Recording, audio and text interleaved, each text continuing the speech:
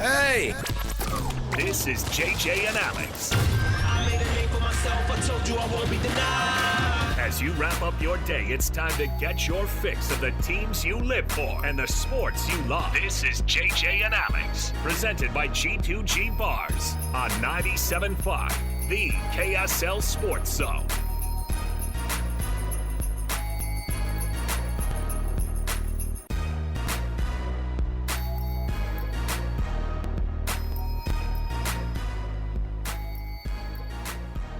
Welcome on in, everybody. Happy Monday to you. Thanks for being with us on the program. Alex, Kirry, Jeremiah, Jensen. It is JJ and Alex. Thanks for being with us. We hope you had an awesome weekend of football like we did. My heavens, lots going on, of course. No, almost half our audience didn't. It's going to be a rough go here, at least today, to kind of get through what happened on Saturday up at Rice-Eccles Stadium. I mean, look, we were all bought in, man. I'm trying to figure out what we should have known, but at the same time, like, it's just hard to know. It's hard to know who these teams are going into, only the third or fourth week. We knew that game at the front end of the Big 12 schedule was going to be tough, man. We'll get into it. We got lots to go on the program today. We've got tons to get into. We have all sorts of fun for you as well. It's not just all the depressing stuff, okay? We're going to have some fun with you. We'll get you going here. Our show brought to you by G2G Bars. All natural ingredients and no preservatives make the G2G Bar the perfect protein bar. Let's get things kicked off here with the cut. We got some breaking news to get it off going on here, so let's get it going. It's time for the biggest story of the day. This is what made the cut with JJ and Alex on 97.5, the KSL Sports Zone. Trajan Wealth brings you this portion of the show as well. TRAJANwealth.com for all your trusted local needs in retirement. Hey, that breaking news sounder. JJ sitting at the college football playoff even playing field desk. What do you have for us? Well, that desk's really busy this year. We have some breaking news. The ACC has announced it will move to 9 conference games with at least one non-conference game against the Power 4 team. So the 10-plus P4 schedule model. So this is supposed to happen by 2027. Because there's 17 schools in the league, they'll actually have one play 8 conference games annually, which is weird. I'm not sure how they're going to determine that. But the bottom line is the ACC has finally joined the rest of the Power 4 leagues in doing the 9 conference game schedule and the 10 Power 4 team games, and that'll go in effect in 2027. So we are 2 years away from a universal scheduling model, I guess you could say. There you go. Does that mean is that an easier go for the other conferences? I mean, I guess just because everybody else is doing it. Universal scheduling now for the playoffs. Yeah, and I think that everybody had to get on board anyway. It was just like, yes, look, you don't want to be that conference that's embarrassing yourself going, oh, we're just playing the 18. Even the great SEC, as soon as the SEC turned that corner, there you go. So, good for them. Awesome. I guess. I'm trying to think of a Clemson joke. I just don't know if 2027, Dabo's definitely not going to be there, right? Not at this rate. 1-3. Hey, John Wilner. Oh no! Remember when you emphatically told us your number one team on your AP poll? Hey, Joel Klatt. Oh, is he also? He wasn't. Klubnik was the best quarterback in the country. Oh boy. Clemson's gonna be a top 4 playoff team. They're gonna win the ACC. Yeah, but they got couldn't handle Syracuse though. I mean, juggernaut. Well, but Syracuse did get fined for the cheating that they did during the game. Worth it if you're Syracuse after faking some injuries or whatever it is to get the clock slowing down. Klubnik was like, "Yeah, we were rolling, and then those guys cheated." Yeah, right. Yeah, you were rolling. Like, you and everybody else, by the way, they just aren't very good at it. Remember, that video that meme of those? I think it's Oregon, and the defensive coordinators are like, "Get hurt!" They're like yelling from the sideline, and 2 guys go down like a sniper was in the crowd. And they're like, "Oh!" And they go, "Well, not both of you. Come on, you can't look at the sideline, take the play in, and both go down immediately and go, no, not you. You have to at least." Anyway, so it's just funny. It's just funny how that works. All right, well, let's get into it. We've got lots going on in the program. We've got to get into what happened over the weekend. And obviously, watching this thing, It's tough because we're up there, and our producer Alex Napolis and myself and Christian Esparza were doing the college football Saturday show. We bought in, man. We were up there. We felt the vibe. You know what I mean? Like, it's hard to deny a feeling like, hey, because everybody wanted Utah to be quote unquote back, and this isn't to say that they're not better than they were last year, but the We'll idea. see. Well, yeah, I think maybe I guess we're a little bit really discouraging.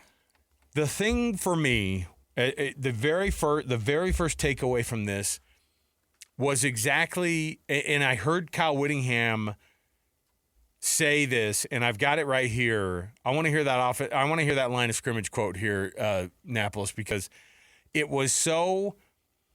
When we had this discussion on Football Friday, and the four of us all picked Utah to win the game. And when I asked Sly, like, what do we there are things you don't know about a team after only 3 games against a weaker schedule for sure. And that's every schedule, by the way, in college football. It seems like these days at the front end of their schedule when they can. And it was like, okay, I know there are some things we don't totally know, but what do we know about this team? And it was the idea that offensive line is not just the best that Kyle Whittingham has had, but maybe in the country. And that was going to be a great back and forth to see what it was going to be like against this defensive front from Texas Tech. But I would never in a million years would have thought that this would have happened, and neither did Kyle Whittingham, who said the exact same thing about the line of scrimmage. Ran the ball very poorly, way under 100 yards if you take away the garbage yards that happened, those last 3 or 4 plays. That was disappointing. I never would have believed if you would have said we were going to lose the line of scrimmage. Never would have believed that in a million years, but we did. It was shocking to see that offensive line from Utah lose battle after battle there in the trenches. And I don't think it was, to me, it's not a talent issue, certainly not an experience issue. It seemed to me that there may have been a mentally unprepared group, maybe as a team going into that one, which feels weird to say. I almost hope that it's that instead of just getting beat on the talent side of things, because Spencer Fano committing an illegal man downfield to bring back a touchdown is wild. Spencer Fano getting called for a holding in the second half because he was getting beat, that is another shock to me. The best player on that entire team, the guy who's going to go maybe in the top 5 overall, having the day that he did was shocking to me. And there's a little bit of me that feels like that Kyle Whittingham was calling out. I mean, it just feels like that. It doesn't matter who your offensive coordinator is. If you're Kyle Whittingham, you will call out your offensive coordinator. I don't care who they are. If they're Andy Ludwig, your best buddy, or if it's a brand new guy who you're like, I don't know, I hope he keeps calling a good game. It always felt like it's almost like they weren't even in the same room. But Jason Beck had quite a task ahead of him, and he didn't answer the call this week. And at the very least, Utah was not able to pull this off. It was shocking to me. The whole thing, top to bottom, was just a shock to watch. Yeah, I was puzzled watching it because what I saw from this offense the first 3 weeks, again, against questionable competition, was a creativity, an ability to make plays, different personnel groupings, different things they were going to be able to throw at Texas Tech. But they never really got a chance to do any of that because they couldn't get a first down. Yeah. They couldn't run the football against that front. That offensive line got beat soundly for 4 quarters. And I did not see that happening. 4 turnovers. That offense could not move the football, and they could not sustain drives. And eventually, a defense that has to continually go out there against that offense over and over and over again for long periods of time is eventually going to wear down. And that's exactly what happened. The Utah defense played outstanding for 3 quarters. By the 4th quarter, they were gassed, and Texas Tech took advantage. It's wild because not only were they beaten on those fronts, it was also that it just felt like they didn't have that energy. Now, I know, here's the other part that's hard about all this. And by the way, Kyle Whittingham, got you again, everybody, on the injury report. Nobody had an idea that Devin Dampier had the issue that he did to the effect that he did, because then we find out that not only was he dealing with a little bit more of that injury than we thought, he didn't even practice Tuesday or Wednesday. Here's what Witt had to say about it after the game. Oh, he was doing the best he could. Wasn't able to practice Tuesday or Wednesday, a little bit Thursday. I'm going to tell you that it definitely impacted Devin. But if you're out there, you got to get it done. And so we never use that as an excuse. That's terrible, though, right? Your starting quarterback doesn't practice for really essentially 2/3 of the week. The biggest week of the year against the most important opponent you're going to play all year. So the thing that makes him really, really good is that probably played a big giant role in your struggles in offense. It wasn't just affecting him. It wasn't like, oh, he missed a couple days of practice, like of being able to practice with the guys, so he forgot some of the route trees. It was he's not 100%. That is an ankle, right? I assume so. Ankle stiff. He's not running like he did. Right. The ankle situation is like they're not going to tell us what his injury is. Right. So. And certainly because it's not a season. We don't make up any excuses. I know you don't make up excuses, or you don't make excuses.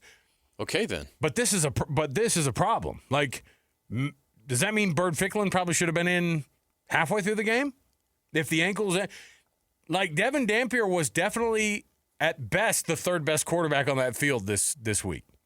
And there was a massive gap. The backup for Texas Tech comes in and immediately is throwing the ball on the money and is immediately it has a little bit more shake to him in the backfield. He did what Devin Dampier was supposed to do at Utah in these kind of games. And I already forgot his name. Hammond? Will Hammond. Okay. Remember that name. That dude's a stud. I'm telling you, like, I bet 13 of 16, 2 touchdowns. I bet Texas Awesome. Tech. I bet Texas Tech actually is like, shoot. I bet Red Raider Nation right now is kind of going, do we need Barron?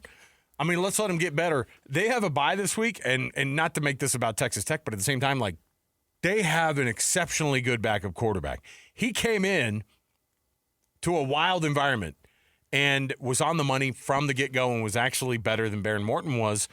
And part of it was because, there's that element of surprise, the element of we've never seen this guy. We don't have any film on this dude. And they come in, but he was putting the ball on the friggin' money. And so when your quarterback isn't able to step up and do that, that's a tough thing. But yeah, losing the line of scrimmage, he couldn't believe it. Here's what they said about turning the ball over too. Obviously, Coach Whittingham looks at it like a pretty black and white situation. It's like, you turn the ball over that many times, you're going to lose the game. It's not just that. It's why is it that they turn the ball over that many times? Here's what we had to say about it. You cannot turn the ball over 4 times. If you turn the ball over 4 times, your chances of winning are 15%. The only thing that would fix that is if your defense took it away 4 or 5 times. That's excessive turnovers. That's you'll turn it over nearly 50 times in the year if you do that. So that is the biggest problem today. If you want to say what is the biggest problem, turnovers. Second biggest problem, not controlling the line of scrimmage. Wild. Here's Devin Dampier, the quarterback, on how things went, and obviously the turnovers were a big part of that for him as well. Yeah, we put ourselves in some tough situations. You try to minimize the self-mistakes. You consider those more self-mistakes than, them making plays. So that's just something we want to control a lot better going into these next following weeks. What reared its ugly head in this game is something that Teo Johnson brought up on the defensive side. And maybe it was because it was a gas situation at the end, or you just felt like the thing was out of hand. But the lack of finishing tackles was wild. 23 missed tackles. And some of them just led straight to Texas Tech walking into the end zone in a couple of cases. Here's what Teo Johnson said about it. Breakdowns, a lot of things that we can control, missed tackles, missed assignments, everything that we can control. They didn't do anything that was special or anything. It's just a lot on us. That's especially disappointing. They didn't do anything special. I would have said they were so special, and we did not show up enough for it. Instead, it's like they didn't do anything special, and we struggled. Like that's a bad look, because that was the thing that made Utah fans have the heartache that they did last year, was the lack of production on offense, quarterback injuries. This sounding familiar? Missed tackles on defense. I don't think that this is going to be a replay of 2024. You hope it's not going to be, but I'm telling you, those were the things that made you feel terrible last year. And by the way, Utah didn't have this poor of a performance at home last year. Now, I don't think they played the competition that they did last year. I think they did. Did you know that Utah is now 0-5 at home in Big 12 play? Well, but there's that, but it's also, this is the worst loss they've had in a decade at home under Kyle Whittingham. That is correct. So it's not just getting beat, because last year they'd lose and it'd be like, TCU. TCU is a really good offensive team. They scored 13 points, but Utah couldn't score. Right. Right. And so there's that. This is a blowout at home. It hurt.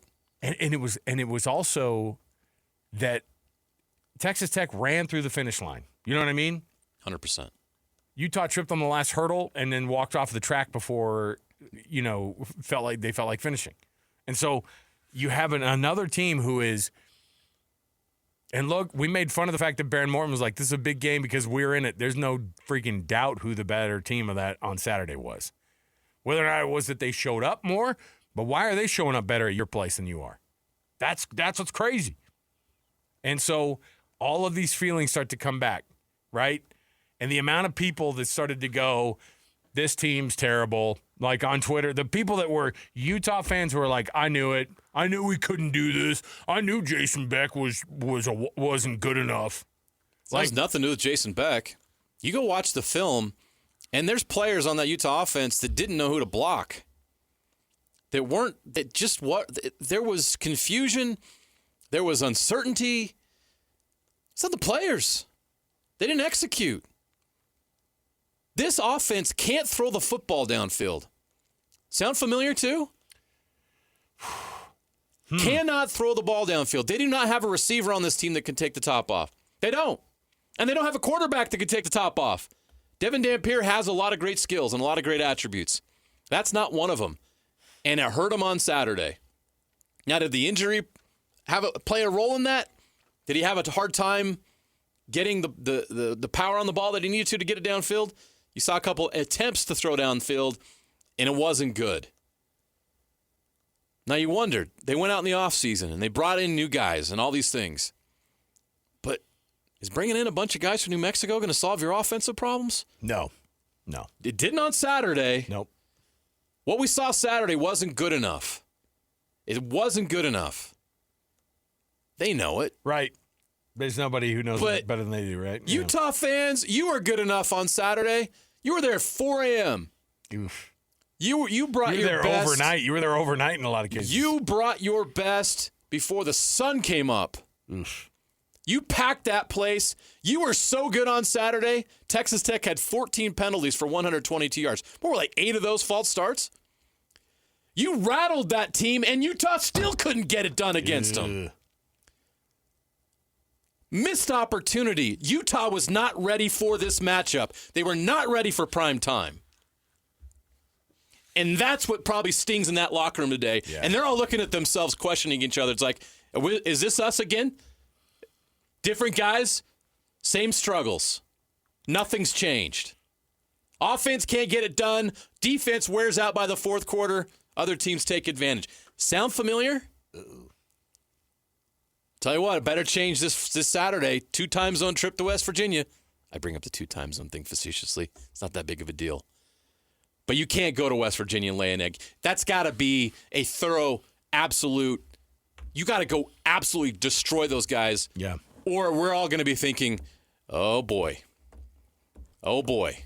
Yeah, there's an idea. This is a program issue. Look, Kansas beat West Virginia 41-10 on Saturday, right? Yes. So they beat Pitt. They come off of the backyard brawl. They get that win against Pitt, and Rich Rod going, God bless West Virginia, at the end of that game and all that. And then what happens? They go and they lose by 4.5 touchdowns the next week. If Utah goes to West Virginia and it's like a 20-17 game, and even if they win, like I said, if you don't get enough points in a win, you're going to feel weird. If you lose that game, then all bets are freaking off.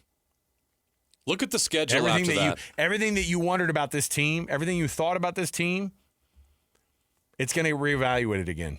You lose at West Virginia, then you have to go Arizona State, BYU. You still have Baylor on the schedule, which isn't a gimme. Kansas at the end of the season. If you can't beat West Virginia, we're going to have another season where they're trying to figure out how we get bowl eligible. Well, and you go from we're in the top 25 and we're a contender in the Big 12 to how are we going to get bowl eligible in a matter of a couple weeks? Feels a lot like last year. They have to change things this week, and they have to respond this week. I don't care if someone's ankle's sore. What they put on the field, especially offensively against Texas Tech, is unacceptable. based on everything they said and did in the offseason.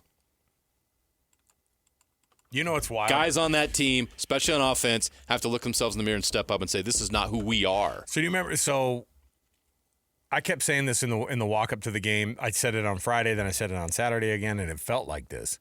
I was like, this 3-0 feels so much better than the 4-0 from last year from this Utah team. And this team's 3-1. Last year's team was 4-0. That is a freaking gut punch.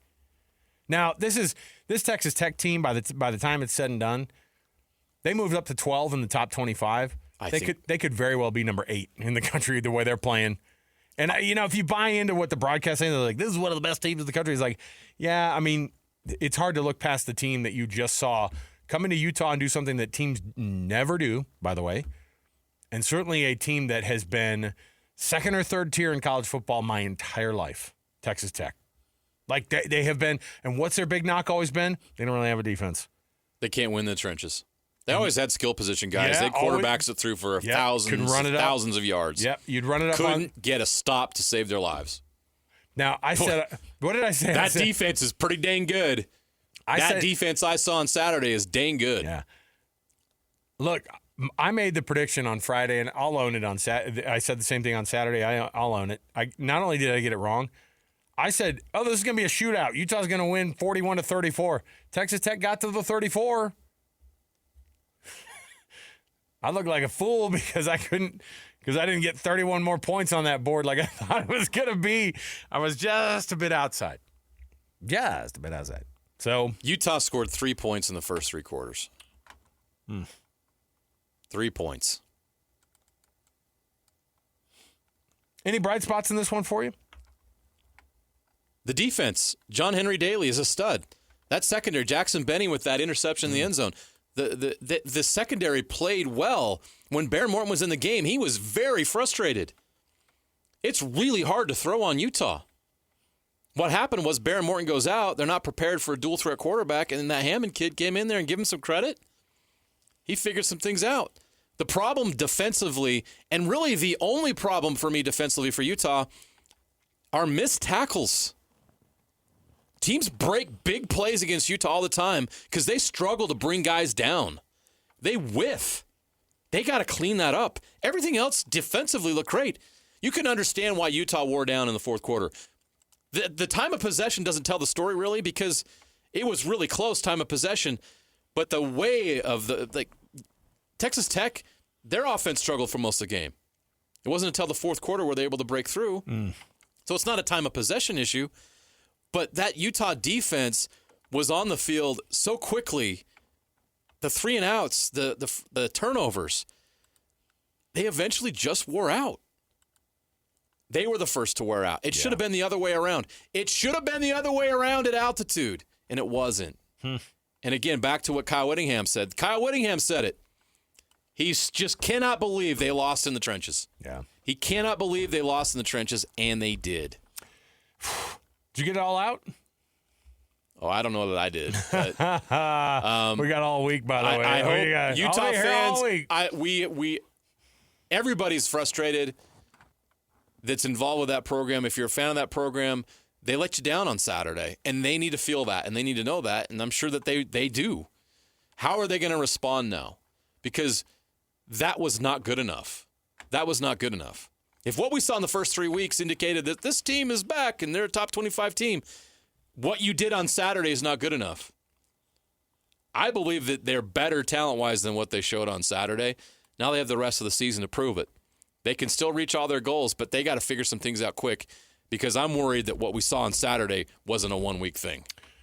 All right, let's take a break. We'll come back. We've got more to go. We've got tons to break down here for you. BYU and East Carolina coming up at the top of next hour. We'll break that down.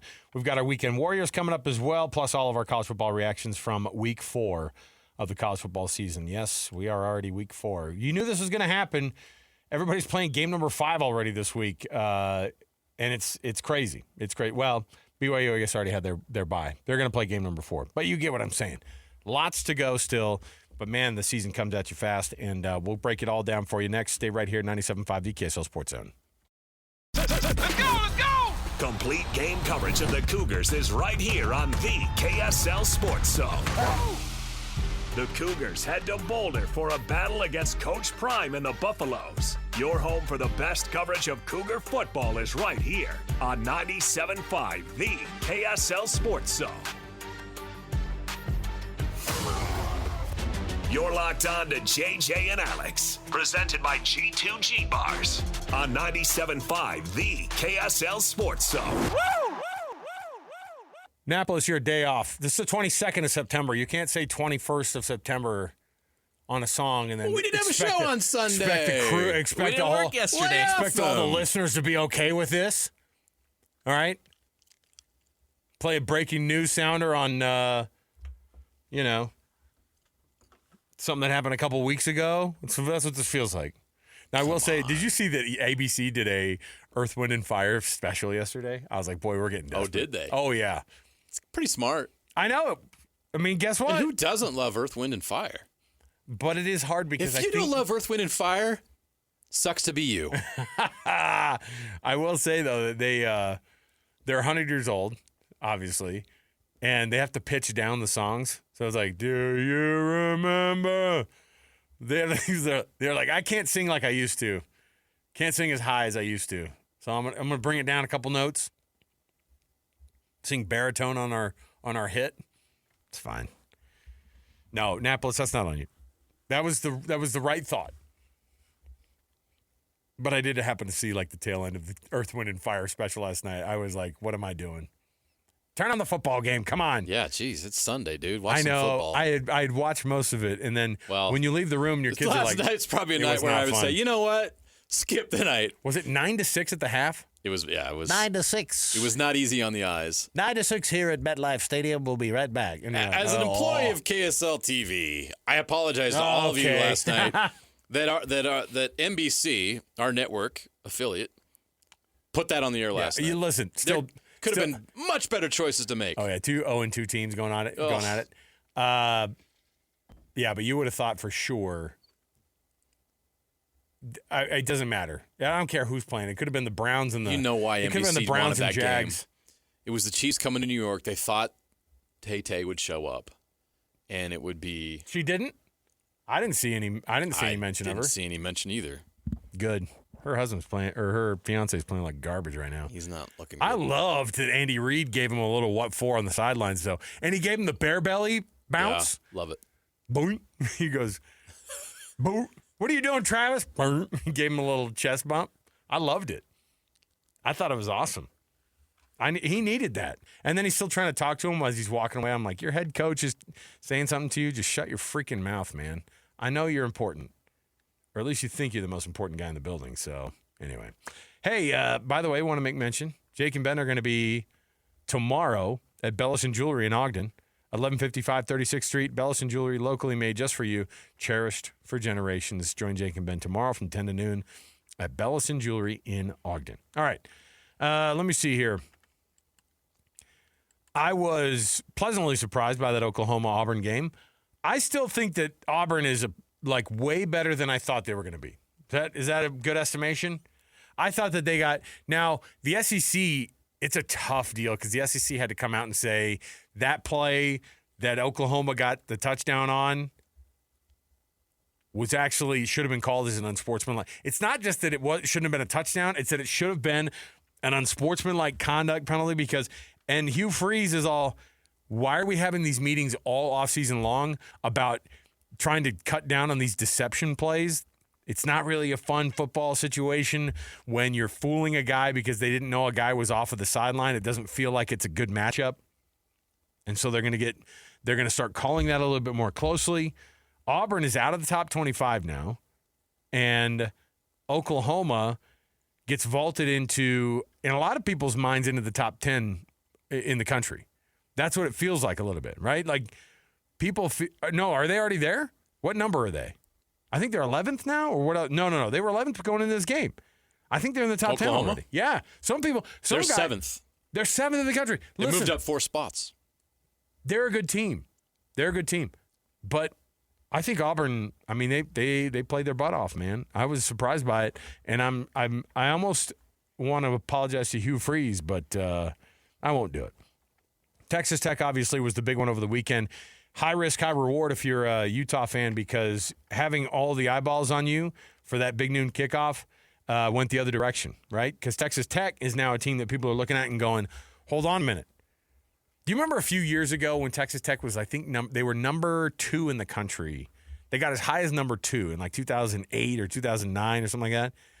They got up to number 2. It was fake. It felt fake because they were winning a lot of games, and they were winning them with flair and everything, but you knew that defense was going to collapse, and you just don't. You said it too. You go, I think that they are a legit juggernaut, and I don't disagree with you. By the end of it, I mean, the biggest winner of the entire weekend was Texas Tech because of how they won that game in Salt Lake City, where they won it, being in Salt Lake City, and they didn't even play their best game. It seemed like it was, they were hit and miss on a couple of things. 12 penalties. They did not play their best game. It wasn't clean, but they still won by 24 points. And I get it. Maybe that was a little bit inflated because of the end, but in the end, they still scored 34 points. The only thing that matters is the final score. But the thing that shocked me the most this weekend wasn't the Utah-Texas Tech game. It was Fernando Mendoza, who I had forgotten was even the quarterback at Indiana, leading the Hoosiers to a 63-10 win, not over the Illinois that your father grew up watching, because that was an Illinois team that everybody had as a possible contender and a dark horse for the college football playoff, the team that wasn't in that Ohio State, Penn State, Oregon conversation that could make it to the college football playoff in the Big Ten. And now Kurt Cignetti, with that friggin' smug look on his face, is suddenly a really, really good football team again. When you win 63-10 over Illinois, JJ, it's hard to ignore. And now the hashtag Heismandoza tweets were flying around X this weekend. He was 21 for 23 for 267 yards, 5 touchdowns. They were up 56-10 with 15 minutes left or 14 minutes left in the fourth quarter. I was blown friggin' away. And when we get to our apologies, that's a big one. You owe Indiana an apology. You were super mean to those guys. I thought they were a fluke last year, and it looks like I'm wrong. They might be better this year. So Florida looks terrible. Wisconsin, Luke Fickell's going to get fired. Ooh, boy. Memphis is a really good team in the American Conference. That was quite a comeback by them. TCU wins the Iron Skillet, which you forgot was even a trophy. Well, it's not going to be for much longer. It's actually a breakfast item. Yeah. When are they going to play again? 29. I think it was when they said the next game was. Really? It's weird when you have these quote-unquote rivalries and then you go, anyway, well, we're going to put this thing on pause for the next 5 years. So there you go. And then speaking of teams who are continuing to win, Vanderbilt right there. Absolute dog water teams in the country. I would love to see a matchup between Oklahoma State and North Carolina because I legitimately don't know who would win that game. Honestly, take a guess. Who would win that game between North Carolina and Oklahoma State? It would be... Is it possible for both of them to lose? Because I think they'd both find a way. How is it that Bill Belichick... Like, your brand is getting killed, and Robert Kraft is probably laughing his way... Oh, my gosh. ...to the massage parlor because... Sorry, does that mean... I'm saying that for an actual massage. Get over yourselves, all right? He learned his lesson. Come on, own it. That was a great joke. If you have to use the word parlor, I don't think it's good. It's not. If you tell your wife that you're going to a massage parlor, you're dead. In the year 2025, if you're attending any parlor, there's probably not good things going on in the parlor, right? Like, excuse you? What is this, the Wild West? Anyway, North Carolina, awful. They lost to UCF 34-9. Oh, sorry, Central. They lost. They lost to Central. They threw the Central in there, and I'll tell you what. We're moving on from Central. UCF's freaking social media team. We had 2.5 won the yards weekend. per carry. That's really not who we are. No. We're going to move on from UCF, Central. The Central. Hey, but listen. They're 1-3, by the way. Yes, they are, and they don't look good at all. And if you're a TCU, you're going, dang it, everybody's beating them now. Yeah. They're the UCLA of the East, right? Yeah, that's exactly what they're. They're East Coast UCLA. Known for basketball. That's it. How long will Bill Belichick keep his job? Listen, this can't last long, right? If you're them. Yeah, his buyout went down considerably over the summer. Like as soon as like some numbers hit, he was out. So the landscape of college football, and we'll get into the rankings a little bit later, but the landscape of college football, like we are guessing and we have no freaking clue right now who these teams are. Everybody who thought was the entire country is last year's Big 12. Everybody you thought was going to be good, not good. Everybody who you thought wasn't going to be that good is amazing. You want to know why? Transfer portal. I love it. We can't guess. We don't know. And it does make it a lot more exciting and interesting. We have no idea. Did you know that Florida State and Oklahoma would be back this year? Did you know that some of these teams that were great last year would collapse? Who would have saw the Oklahoma State thing coming, right? It is fun. It is interesting to see Miami where they're at right now. To see that there are teams where it hasn't worked out, like Clemson. I mean, Texas, even though they're 3-1, has got to feel a little weird with the Arch Manning situation, right? College football is more interesting now than it's ever been because of the unpredictability. We have no idea. And every Saturday is wild. And that happened right here in Salt Lake City on Saturday. We had no idea how that Texas Tech-Utah game was going to go. And the anticipation and the excitement around that game, I know the result was not the way Utah wanted it to be, and it's going to be tough for Utah to bounce back from that, especially psychologically. But the atmosphere and the excitement around that game, did you see the buzz even as early as 4 a.m. in town? That was fun. College football's fun. It's exciting, and it's unpredictable. And what makes better reality television than live sporting events where you have no idea what's going to happen? Yeah. Look, those 4 transfers on that starting defensive line for Texas Tech changed their entire season. That money was money freaking well spent. You can't run against Texas Tech. Well, you I have think to it was- take the top off. You have to throw deep. I thought it was interesting. You have to attack them in the secondary. Joel Klatt goes, man, the bag has been good to these guys. And I thought, what a wild situation that we're in 2025. We're like, congratulations on that bag, kid. Like, think about what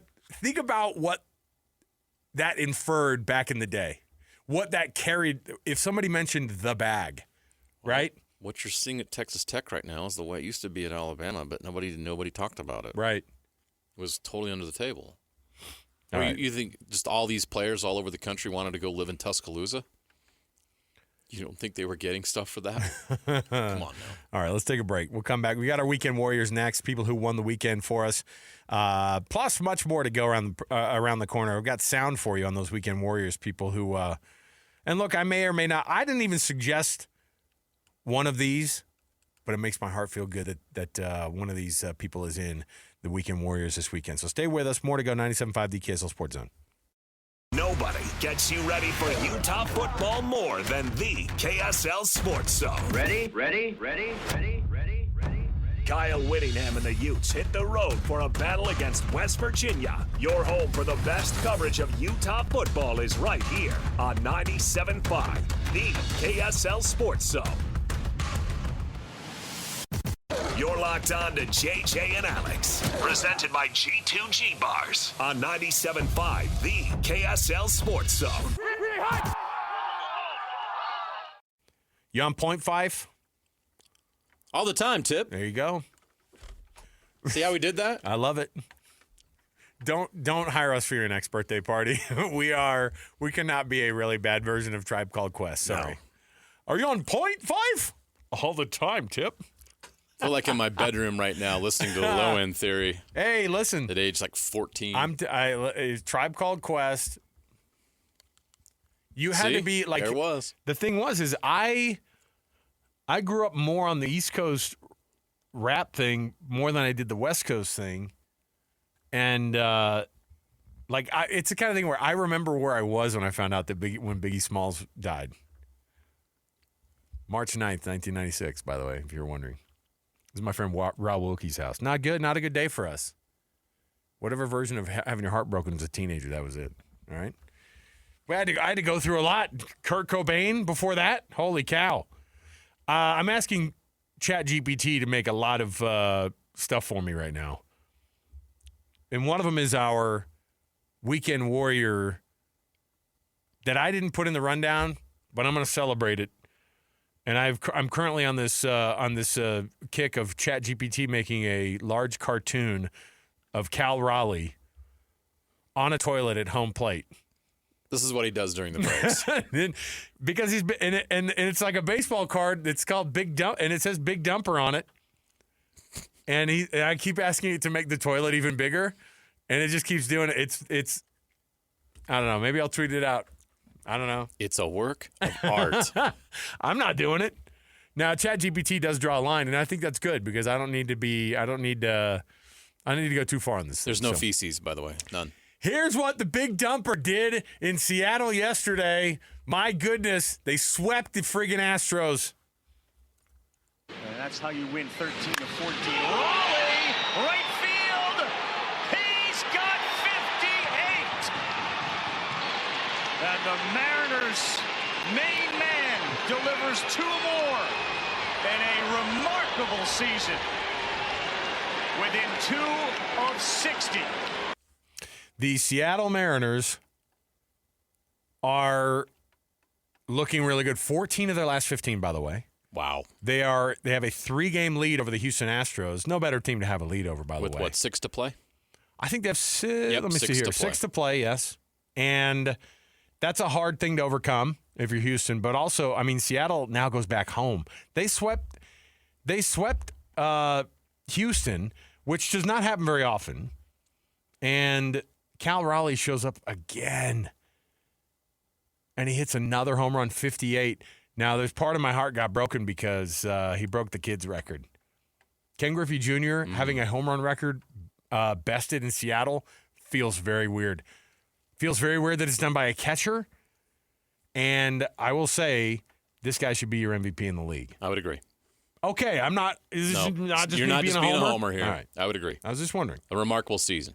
If you think about, when you remember the 2025 Major League Baseball season, Cal Raleigh will be the first. Yeah, and that's a crazy thing to think when you've got the type of people that you have at, you think about having Shohei Ohtani. I know he's in the National League, and he'll probably win the National League MVP, but Aaron Judge is one of the best players of our time right now, of this time right now, and Cal Raleigh is outdueling Aaron Judge, a New York Yankee. The Vikings yesterday got a big win, and I know it was just over poor Jake Browning, who was traded or who was cut from the Vikings, but that meme didn't get enough play. But it wasn't even the Vikings offense that people were talking about. It was this one man on defense for the Vikes who got it done. And it's intercepted. Isaiah Rodgers, look out, he's fast, and is loose. Isaiah Rodgers is gone. An 87-yard pick six. Caught Noah Fant, his 5th catch. He dropped the ball. Isaiah Rodgers picked it up. No way. He is gone. 2 defensive touchdowns for number 2. By the way, that's Paul Allen, if you're not familiar with the play-by-play guy. I always remember his name because it's the same name as the guy who used to own the Mariners and the Trailblazers, may he rest. But Paul Allen is an elite play-by-play voice. Am I wrong? He's great. Like, it sounds like he's on the verge of crying during sad moments. It sounds like he's on the verge of, I mean, it's just, it's awesome. If you've never gone back and listened to the Minneapolis Miracle, by the way, when that one happened against the Saints in the playoffs, go back and listen to it. So what a friggin' day. What a day by Isaiah Rodgers, who gets 2 defensive touchdowns, forced 2 fumbles also, including first player in NFL history with a pick 6, a fumble return for a touchdown, and 2 forced fumbles in a single game. And one of those was against Jamar Chase late in the game, like when, I mean, it's just, he had a phenomenal game. A la Evan Johnson almost taking over that game in the defensive backfield for BYU. He did the same thing. Isaiah Rodgers took that game over. All right. And then finally, if you haven't seen this, by the way, you need to go back and watch the video. Here's Jacob Young. This is what it sounds like when a center fielder catches a ball off of his own foot that should have been a home run. Start getting Mitchell Parker warmed up out in bullpen. Some depth to this one. Jacob Young. He had it. He dropped. He got it on the fly. He caught it. The umpires have already called him out. The hitter, that is. Oh, my. Ah, his foot. Hacky sack. Let's go. His foot. Patrick Mahomes on the call at the end there. Awesome. That's a fun play. It was crazy to watch. I don't want to short this one, though. He made another great catch, too, later in the game, by the way. I don't want to short this, though. I may or may not have predicted that Bryson Barnes was going to have another 5-touchdown day, and it turned out that he did. Waits for the snap. Let's see if he quarterback sneaks it. Nope. Fakes the handoff. He's going to roll left, and he's got open field. 15, 10, jukes a man at the 5, and another rushing touchdown for Bryson Barnes. Holy smokes, Bryson Barnes is leaving dudes in his wake tonight as the Aggies get 40 on the board. There you go. Utah State, they have a new athletic director, and they are now 3-1, by the way, if you can believe it. Halfway to bowl eligibility. Bronco Mendenhall and his guys now, again, it's early. I get it. But, man, this team, it's pretty hard. It's hard to imagine this team not getting better as the season keeps going, too. Yeah. You knew they were going to beat McNeese. You knew that was going to happen. It's not a good football team. But it doesn't matter. They're 3-1 on the year, and they have one of the better stories under center in the entire Mountain West. Why not? This thing's wide open, man. They score points. 49 points and 48 points. My only disappointment was I said they'd score a 50-burger on McNeese. Disappointed me, Bryson. Should have had 6 touchdowns. All right, we'll take a break here. We'll come back. We've got to take a break when we do. By the way, all of our Weekend Warriors always brought to you by the good folks at Gillette Heating and Air. Hey, right now, I don't know if you're like me. You woke up this morning. We were in the 40s at my house, and the rain was coming down. It's starting to get cooler. Get the seasonal maintenance done on your furnace for this winter for only $59 with Gillette Heating and Air. See GilletteHVAC.com to make an appointment. That's GilletteHVAC.com. Say you heard it right here. You get $59 for your furnace maintenance to get it ready for the winter. All right, we'll take a break. We'll come back. We got more to go around the corner. We will get into this BYU win over ECU, how it went down, and what it felt like for BYU fans. You feeling like this team's good? Or are you getting fooled by the non-conference schedule? They're going to find out this weekend when they go to Colorado. Stay here, 97.5 the KSL Sports Zone. It's another battle for the Aggies, and the KSL Sports Zone has it covered. The Aggies head to Nashville for a showdown against Vanderbilt. Your home for all the play-by-play coverage of Aggie football is right here on 97.5, the KSL Sports Zone. You're locked on to JJ and Alex, presented by G2G Bars on 97.5, the KSL Sports Zone. All right, everybody, welcome back. JJ and Alex, 97.5, the KSL Sports Zone. Alex Kirry, Jeremiah Jensen. Thanks for being with us on the program. Hey, by the way, Game Night Live this week, we're going to be down at Orem High School versus Timpview. I'm looking at, 6A Region 3 is a mess, as usual. It's very competitive. So you've got, in the top 10 in the entire state, you have, first of all, the top 3 are all out of Region 3. And then you had another one in the top, in American Fork in the top 10. They're number 7 in the state, according to this ranking that I'm looking at. So, yeah, a crazy weekend. In my opinion, 5 of the 10 best teams in the state are from that region. It's crazy. It's crazy to think. So, there you go. Hey, we got to get into the program. Our show brought to you by G2G Bars. All natural ingredients, no preservatives. The G2G Bar, perfect for anybody who needs that quick, tasty, nutritious boost. Let's get into the cut here. Let's get into some BYU versus ECU. We're going to break down that Cougar win in Greenville, North Carolina. Let's jump in right here. It's time for the biggest story of the day. This is what made the cut with JJ and Alex on 97.5, the KSL Sports Zone. Doug Smith brings you this portion of the show. An incredible selection of Kia, Subaru, Chevy, Jeep, Dodge, or Ram, and now Mitsubishi. Nobody knows cars like Doug and the Doug Smith family of dealerships. Okay. BYU goes to East Carolina. Your first thoughts on this one, JJ, because I will say that BYU fans should be cautious about how they judge this team right now, almost entirely based off of how Utah's 3-0 record may have thrown off what their expectation was for that team. And that's not to say that BYU getting a win at East Carolina is not. I thought that two things happened in this game. The defense showed again why they are elite. They took over that game. They said to the offense, hey, we're waking you up, and they did. And then Bear Bachmeier in the second half looked more comfortable throwing the football than we've seen him in his young career so far. Is that estimation about right? Did you see the same thing? 100%. I think we all looked at this game because we knew what the defense was, and we knew the opponent was inferior. What we wanted to see in this game was how would Bear Bachmeier perform on the road? And it's not a hostile environment or anything like that, but it's his first road game. The comfort of LaVell Edwards Stadium isn't there. Weird things could happen. And I was really impressed how he handled it. No interceptions. 18 of 25, 246 yards through the air. He averaged 9.8 yards per reception. Mm-hmm. That's a great number. Awesome. And then on the ground, 5 carries, 26 yards, and that touchdown. That was really solid from Bear Bachmeier. He exceeded my expectations. I thought there would be some ups and downs, some adversity. And no, it didn't go perfectly. You know, BYU put 34 points on the board, but only 13 at halftime, and we all know why there was 13 at halftime. I mean, that Evan Johnson play was massive.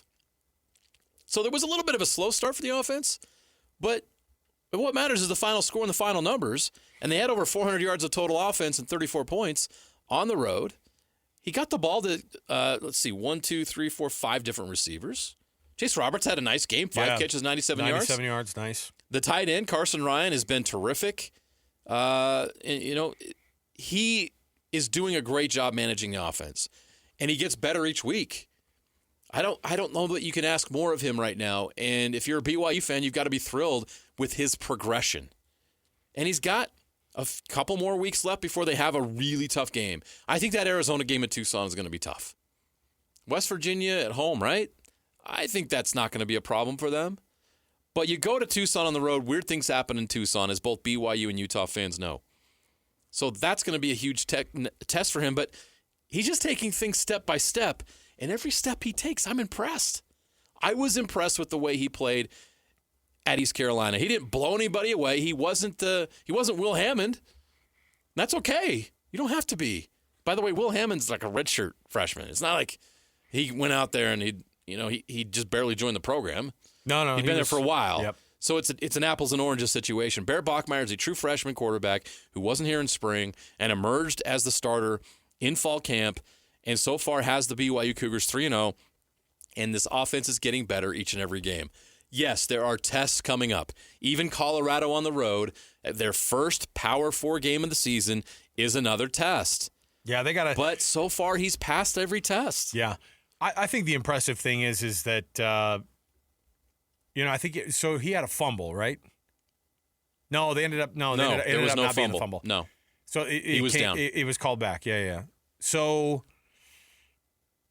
no turnovers so far, no interceptions, which is, as much as you can ask from a guy. And by the way, the thing that they do now with these guys, it's so bad because it's like, hey, as soon as you throw an interception, like it's not that you're terrible, but like we expect so much now out of these, right? Like out of these quarterbacks, and these guys have to come in and they have to not throw one interception, right? It's ridiculous. It's hard to do because that's what we were judging Devin Dampier over too at the very beginning, right? We were like, 7 touchdowns, no interceptions through his first 3 games. Great. But I will say that it's just one of those things that I think you're going to see a guy get better and better over the next few weeks.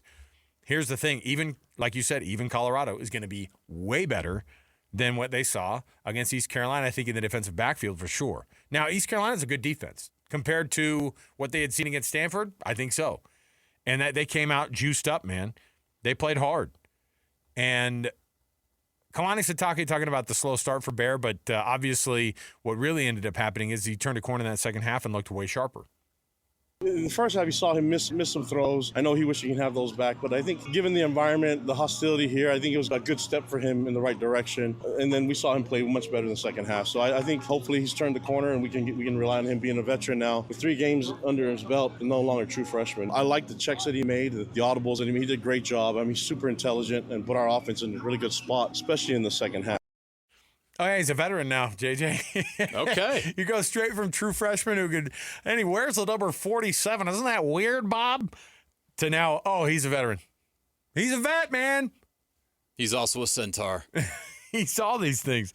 Yeah, pump the brakes because there's a lot that this kid has to still live through here. No, it's true. The good news is he gets bailed out. I think one of the great additions to bailing him out it has been Carson Ryan was huge in that game. A tight end is a young quarterback's best friend. He was sitting in some zones in that second half, was easy to get to. That touchdown was a perfect call by A-Rod, by the way. Like, it just confused ECU enough to be able to put it right on the money. He didn't have to do anything special. He just had to put it there for him, and he caught it, and it was a touchdown. That feels good. And he's also pretty tough to bring down. He's a big body. Now, the big news, of course, was the defense showing up. Evan Johnson showing up and not just getting interceptions. He gets an interception in the red zone for the defense. The defense was getting pushed up against the, to give up a touchdown. And he gets that pick. It was huge. Then they go down. They get pinned in their own territory inside the 1. And you're thinking to yourself, all right, well, East Carolina's they'll be smart about this. Nope. How about an out route in your own end zone? Your quarterback throwing an out route. That's the one thing you can't do. It's like, hey, can we keep this thing between the hashes here? Oh my if you're on this team, and at least get these guys running into the field a little bit. Instead, Evan Johnson took over. Here's what Kalani said about what he did, breaking out this weekend as a defensive star for the Cougs. He should have had more, just so you know. Just like Jay thinks he should have had 2 more. I just love the way he plays. I mean, he's developed so nicely. It's a really good quarterback, and so I'm really proud of him and the way he played this game. Yeah, it was nice. So my nephew was he lives out there in North Carolina, and he's a Utah grad. And he went with some buddies to this game, and he goes, this crowd was crazy with BYU fans. Yeah. I go, oh, yeah, listen, that's not something you want to mess with. They travel like crazy. They put people there. And he goes, I mean, by the end, it was at least a fourth of the crowd was, and then I was surprised how many people stuck around. So Kalani talking about the third down struggles that they had because they had a couple of 3rd and 12s, 3rd and 14s, 3rd and 11s that they actually end up they gave up. Those were things that were like marks of the old defense, but certainly I think that there's a lot that Kalani feels like they can get better on defense.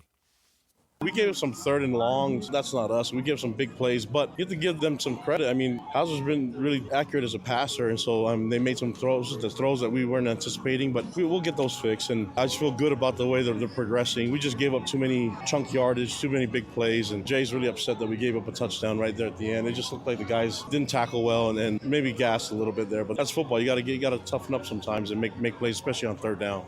Yeah, 1 touchdown in 3 games, that's tough. You don't want to be that guy. You don't want to be that guy that gives up a touchdown. No. Now, they had a lot of yardage through the air, too. You knew they were going to throw the ball more than 40 times. Caden Hauser ended up throwing it 42 times, 25 for 42, 285 yards, but 2 interceptions, no touchdowns through the air. And I think that we're overlooking the fact that L.J. Martin, he started the game with a big run. He ended the game with a big run. Like, that guy is as good as it gets right now. He's had 3 100-yard games to start off the year. That's a great sign for that BYU run game. And it's a guy who hasn't run. I don't think he's even attempted more than, I think his most rushes this year was this weekend with 14. He had 14 carries for 101 yards. He had that touchdown. I wanted him to get that score, too. He's averaging 8.6 yards per rush. Not bad. Not bad. So keep it going in conference play. That's the big question is, what are they going to do in conference play? And if you're a BYU fan, you're actually probably you're a lot more excited about how things start for you in conference play.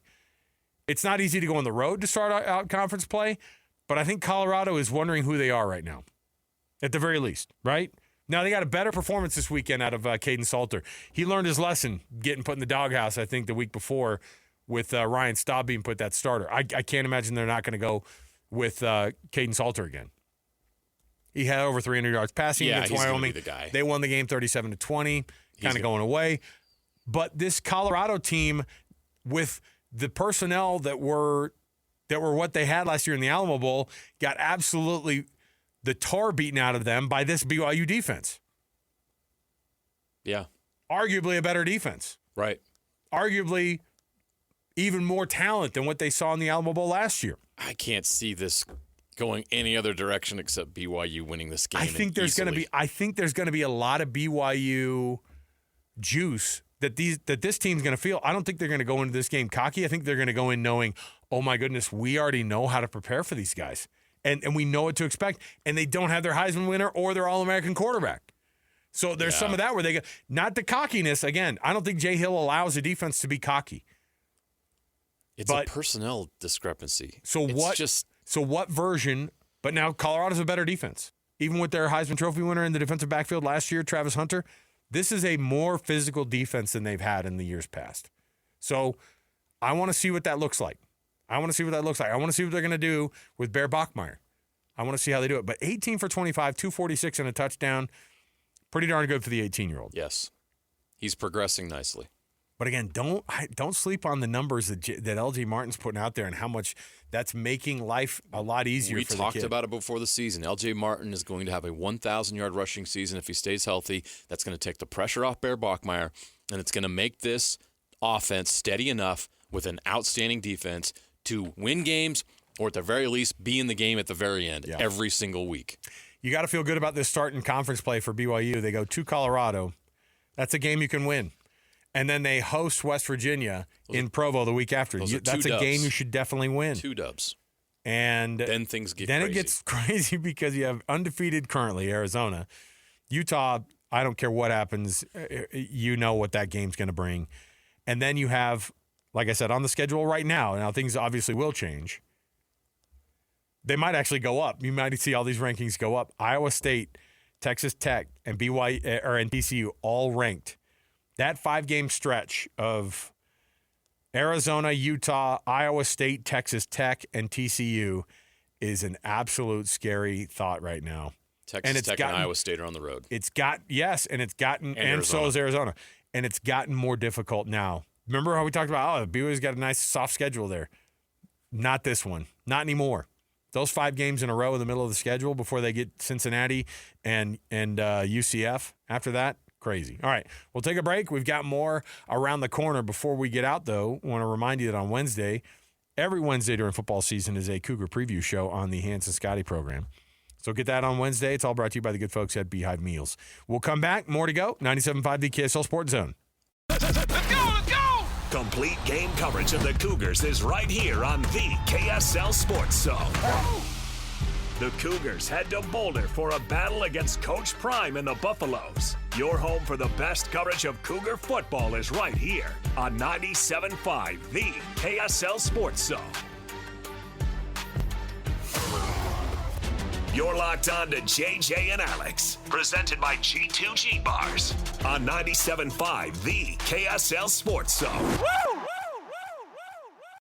All right, everybody, welcome back. JJ and Alex, 97.5 the KSL Sports Zone. Let me see here. Hey, you can nominate your youth sports volunteer that you know for the Hercules Hero of the Week award. What do you have? You've got a youth sports volunteer doing an awesome job in your neighborhood. You can nominate them, KSLSports.com/contest. Every Thursday afternoon, we read those winners off, and then we honor those folks. We celebrate their efforts with the Hercules Hero of the Week program, sponsored by the good folks at Hercules First Federal Credit Union and Beehive Meals. There you go. All right, the top 25. I think it's funny because it's like these rankings don't matter. And every person was here locally who was a BYU fan was going, yeah, but where are they going to put BYU this week in the rankings? Now, part of that is because, JJ, it matters. You got to be in the conversation. Yeah. You have to be at that national conversation. Relevant. How can you be relevant when you can't say you're in the top 25? It has to be a part. You need to be in that conversation. Yeah. And BYU just cracks the top 25, number 25. I think that's about right, considering what their body of work is. And where they were, and I know they're right on the edge the last couple of weeks. That's fine. Undefeated, but quality of opponent, strength of the schedule has not been extreme. Yeah, and the AP voters have been burned. Yes. There's just enough under their belt this year of getting burned by teams that had no business being in the top 25 where they were at a lot of different levels. You know, obviously Clemson is the big outlier that everyone's like, okay, because in most voters' minds they were ranked between 1 and 4.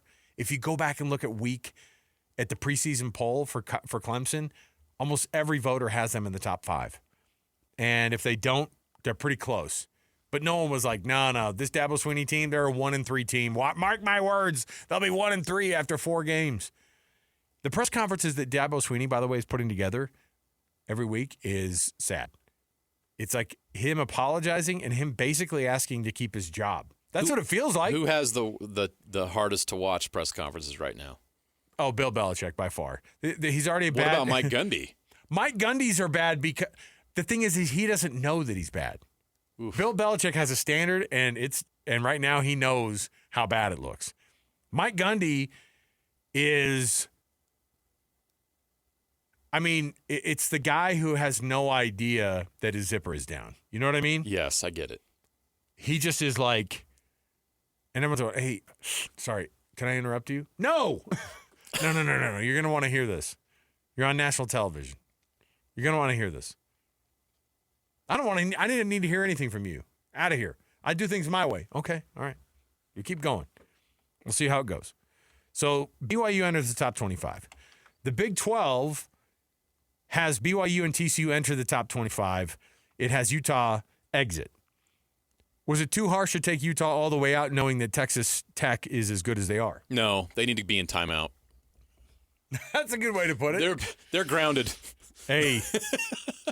They're in big trouble, Buster. You can come out. You go have a seat. You can come out. Not you lose 34 to 10 at home. We're putting the plate. We're going to put dinner on a plate in the microwave they can get later, okay? Yeah. You can come out later. You can just have go dinner. sit in the corner for a while, Utah. You wait your turn. Have dinner when everybody else is already. You got to prove to us you're not going to do that again. It's kind of weird because when you look at, and again, by week 6 we kind of have a little bit of a better idea of what things are. Like what really is Vanderbilt, I'm not sure. We're kind of guessing on Michigan. I don't know if we totally know on Michigan yet either. Wouldn't it be something if Utah State goes to Nashville and beats Vanderbilt? Now, here's what's weird. Not only could that happen, that could be the team it happens against because what is it that they have a background of? You know what I mean? Like, what is it? Like when you aren't used to this, which is them being ranked 18th, and I get that Diego Pavia is a decent quarterback. He's been a good quarterback for 5 minutes, right? And Vanderbilt's been a good program for even less than that. So that's a great. I'm not going to pick it yet, but Bronco Mendenhall has done weirder things, right? Yes. And Bryson Barnes has zero fear of anything. I trust Bronco to win big games like that. Bryson Barnes has thrown. Nobody gives him a chance. Bryson Barnes has thrown touchdowns in the Rose Bowl. What has Diego Pavia done? Right? Against an Ohio State secondary. And he beat Alabama. I mean, that's what he has, I guess, under his belt. But a Kalen DeBoer, Alabama. Right? Asterisk next to I beat Alabama when I was in college, dude. If you won the big Powerball jackpot. I'll tell you exactly what I'd do with the first $70 million.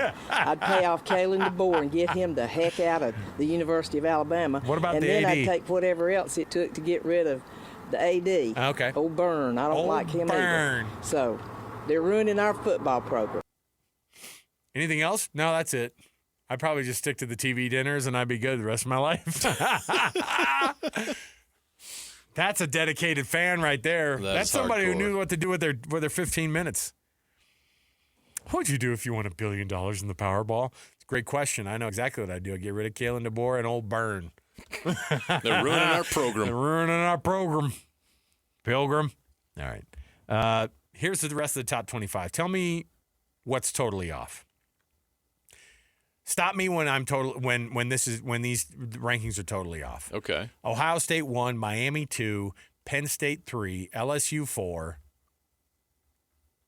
Giving you an opportunity. LSU's too high. I'd have Georgia and Oregon, and I'd even put Oklahoma ahead of LSU. You know, I was impressed. LSU's offense not good.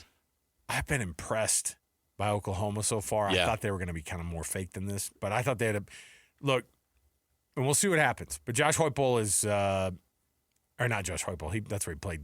John Mateer? But John Mateer is looking sharp. And front runner for the Heisman right now. And you could tell why he brought top dollar to that program. He put him exactly. Utah tried to get Arbuckle and Mateer in the Packers. Oh yeah. No, it was the conversation.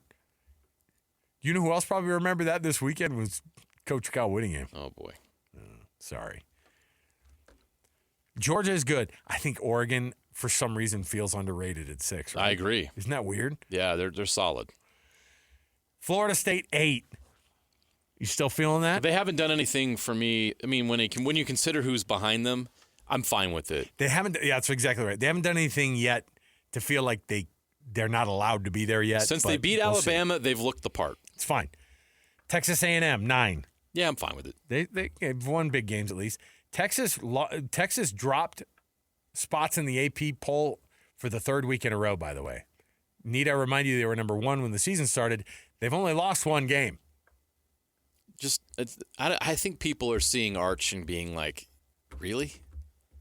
We were sold on this guy being a Heisman candidate, and it looks like he needs to go get some quarterback coaching. Texas is actually the 3rd best team in the state of Texas right now.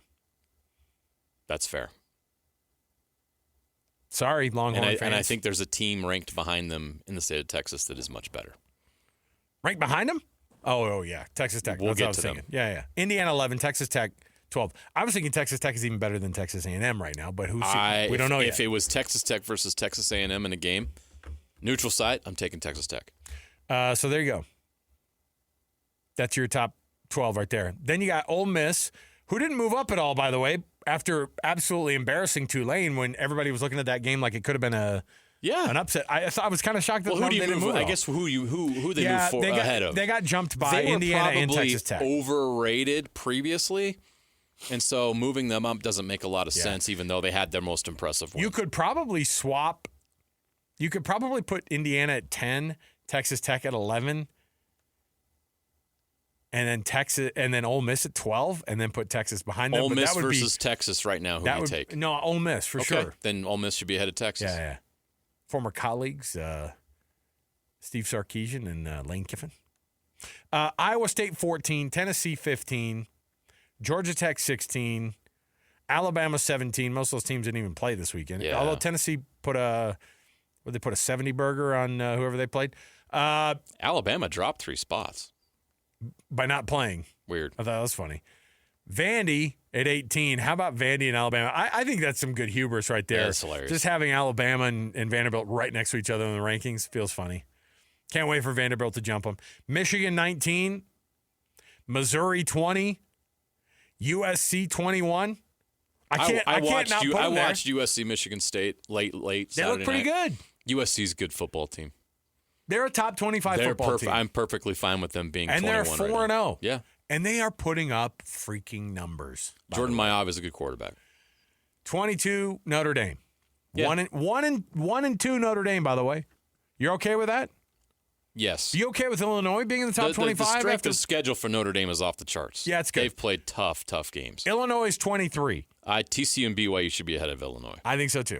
Illinois just lost by 53 to a basketball program. If Utah's going to drop out of the poll for losing by 24 at home to Texas Tech, Illinois should drop out of the top 25 by losing by 53 to Indiana. Yeah. You could have left Auburn in the top 25. I would have been okay with Auburn staying in. Yeah. Mississippi State. Why not? But is Mississippi Arizona State won at Baylor. Put them in the top 25. They were already there previously. One loss and it's to Can you put Army? them ahead of Mississippi State? Oh no. Sorry, they lost to Mississippi State. Yeah. You're right. Yeah. How about Memphis? That comeback against Arkansas. Throw them in the top 25. Memphis is undefeated, right? Yeah. Why not Memphis? Actually, you know what? That's my new vote. Is there a group of 5 in the top 25? No. No. There's not one group of 5 in the top 25. Not a single one. Yeah. That's something. Hey, it's yours for the taking. Memphis. It's yours for the taking. They're Somebody the from closest. the American. Well, South Florida is the closest, but South Florida and Memphis are the closest, and they're not even that close. North Texas is getting votes. I'm Bryson Barnes. I'm going into our quarterback meeting with like an over-emotional, like, we could get to the college football playoff. Why not? Their only loss is to Texas A&M on the road. That's what I'm saying. Why Come not? on. Dream big. Dream big, Aggies. Come on, Aggies. Go beat Vanderbilt this weekend. That'll put you on the radar. We have 86 guys on our roster who I didn't know were even they had no idea they were ever going to be at Utah State, and here they are. They're in the college football playoff. Straight to the top of the class. Dream big. All right. We'll take a break. We will come back. When we do, we've got ourselves a sucks to be you. People who it currently sucks to be. I love how we have to, like, pare this list down. Like, at some point, we start putting all these people, and our producer, Alex Naples, is like, hey, can we settle down? We need a couple more good. We need a couple more, like, you know, weekend warriors. You guys have 78 people who it sucks to be currently. Yeah, there's a lot out there, all right? Come right back. More to go. 97.5, the KSL Sports Zone. Basking in the sports misfortune of others to help make you feel just a little bit better about yourself. As JJ and Alex present, yes, we got beat. We got beat badly. It sucks to be you. All right, everybody, welcome back. JJ and Alex, 97.5, the KSL Sports Zone. Coming up at the top of the hour here, just about 10 minutes away, we're going to get you with Bill Bender, college football writer for the Sporting News. I'm just, I think trying to wrap your brain around what these teams are actually ranked right now is really, really hard. We still know very little. I'm trying to figure out the teams that, like, no, we actually do know exactly what they are. I think Texas Tech is one of those teams that you go, well, you find out more about them. Oh, they went on the road. Because of the place that they went, because of how they did it. A hostile environment that caused them to have 8 false starts penalties, 12 total, and they still came away with a 24-point win over a team we thought was a top 25 team. You know who's not the top 25 right now? Mike Gundy and his Oklahoma State Cowboys, who on Friday night, after our show, I went straight home and I started watching some football on TV. I go, hey, we got some Friday night college football. Holy cow, Tulsa is beating Oklahoma State. And not only that, they did beat them. And they looked absolutely hapless, by the way, the Oklahoma State Cowboys. Tulsa wins in Stillwater for the first time since 1951. That's a bad number. That's a bad sign. Here's Mike Gundy explaining about, just kind of the state of college football. It's not just about what this team is doing right now. It's also about the fact that, hey, it's you guys' fault, not mine. College football, it's not like it used to be, man. College football, as we all know, has changed in a very, very dramatic fashion, and it's really not the old college football. This is a paid game, okay? So whether I agree with it or not makes zero difference. It's like being in an argument with your wife and you know you're right. It makes zero difference. You're wrong. You might as well just get over it, give in, and things are going to be much smoother. So actually, maybe you did lose the argument. Maybe actually you were wrong. This is the problem. He still thinks that everybody else is wrong. The pointing of the fingers is terrible. Now all he's done is added to the mix that he's a bad husband. Right? Would that be shocking to you? I'll leave it there. I don't know about his personal life, but I do know that the guy is missing the mark. Huge. Yes. He's missing the mark so huge. And that program is suffering because of it. It's time for change in Stillwater. Hey, if your team is orange and you're in college football and you're the old guard, you might not be doing that well. Ooh. Talking to you, Dabo. Dabo Swinney and Clemson are now 1-3 after being in most people's top 25. Or not top 25, top 5 before the season started. Is this the worst start? I mean, this is very Florida State. The year after they went 13-0, right? They went 2-10 that year. They feel like the Florida State team we saw last year, where it just kind of the bottom fell out. But 2-10 at Clemson feels like it would be more dire and more wild. Oh, man, yes. Because he has made that program into something. But he's made them a national power, and he's behind. Mike Gundy's behind. Mike Gundy's a lost cause, by the way. He's a lost cause. He has no intention of changing the way that he thinks about things. Just that, well, I guess it doesn't matter what I think because it doesn't matter because you're not right, even if you are right, and I'm a kind of right. Like that. That's such an old way of thinking. Illinois. What do we do? Orange team themes right now? Illinois, you suck. 63-10. Call us in 2026. Should we take you seriously then? Because we were all high on the Fighting Illini, man. They were a playoff dark horse. We were told they were a Big Ten contender dark horse. No, they're not. It's crazy. Indiana is. We were wrong. Sticking with the orange team theme, burnt orange in this case, Arch Manning. How does it suck to be Arch Manning? They're 55. They won 55-0.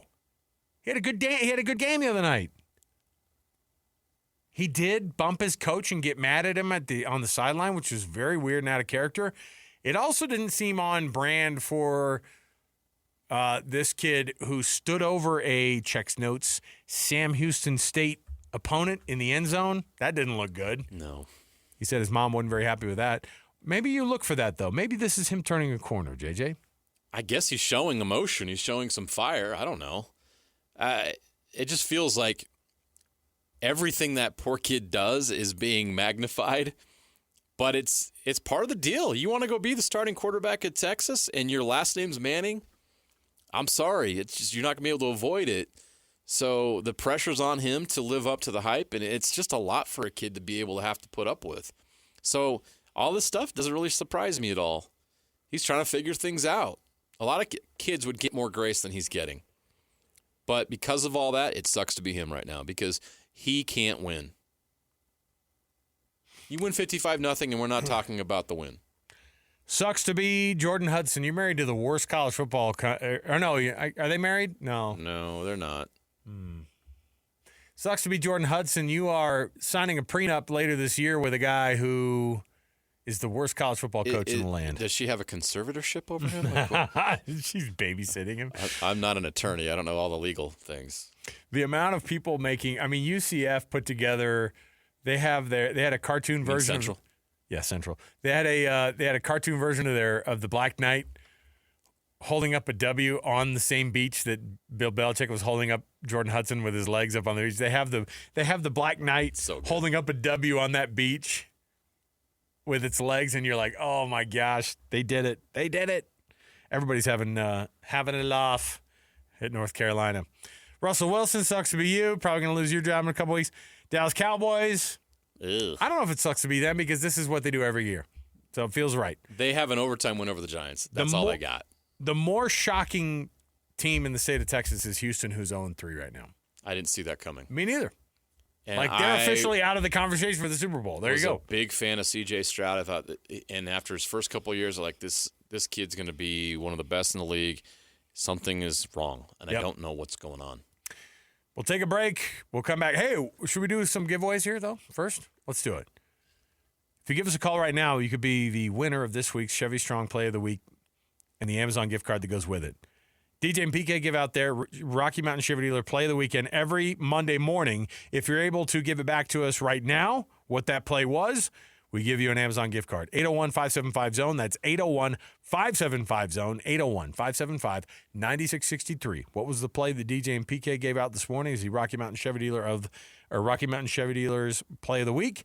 You get a gift card if you can give it back to us. 801-575-ZONE.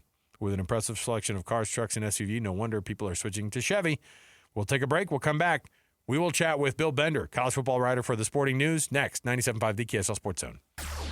Nobody gets you ready for Utah football more than the KSL Sports Zone. Ready?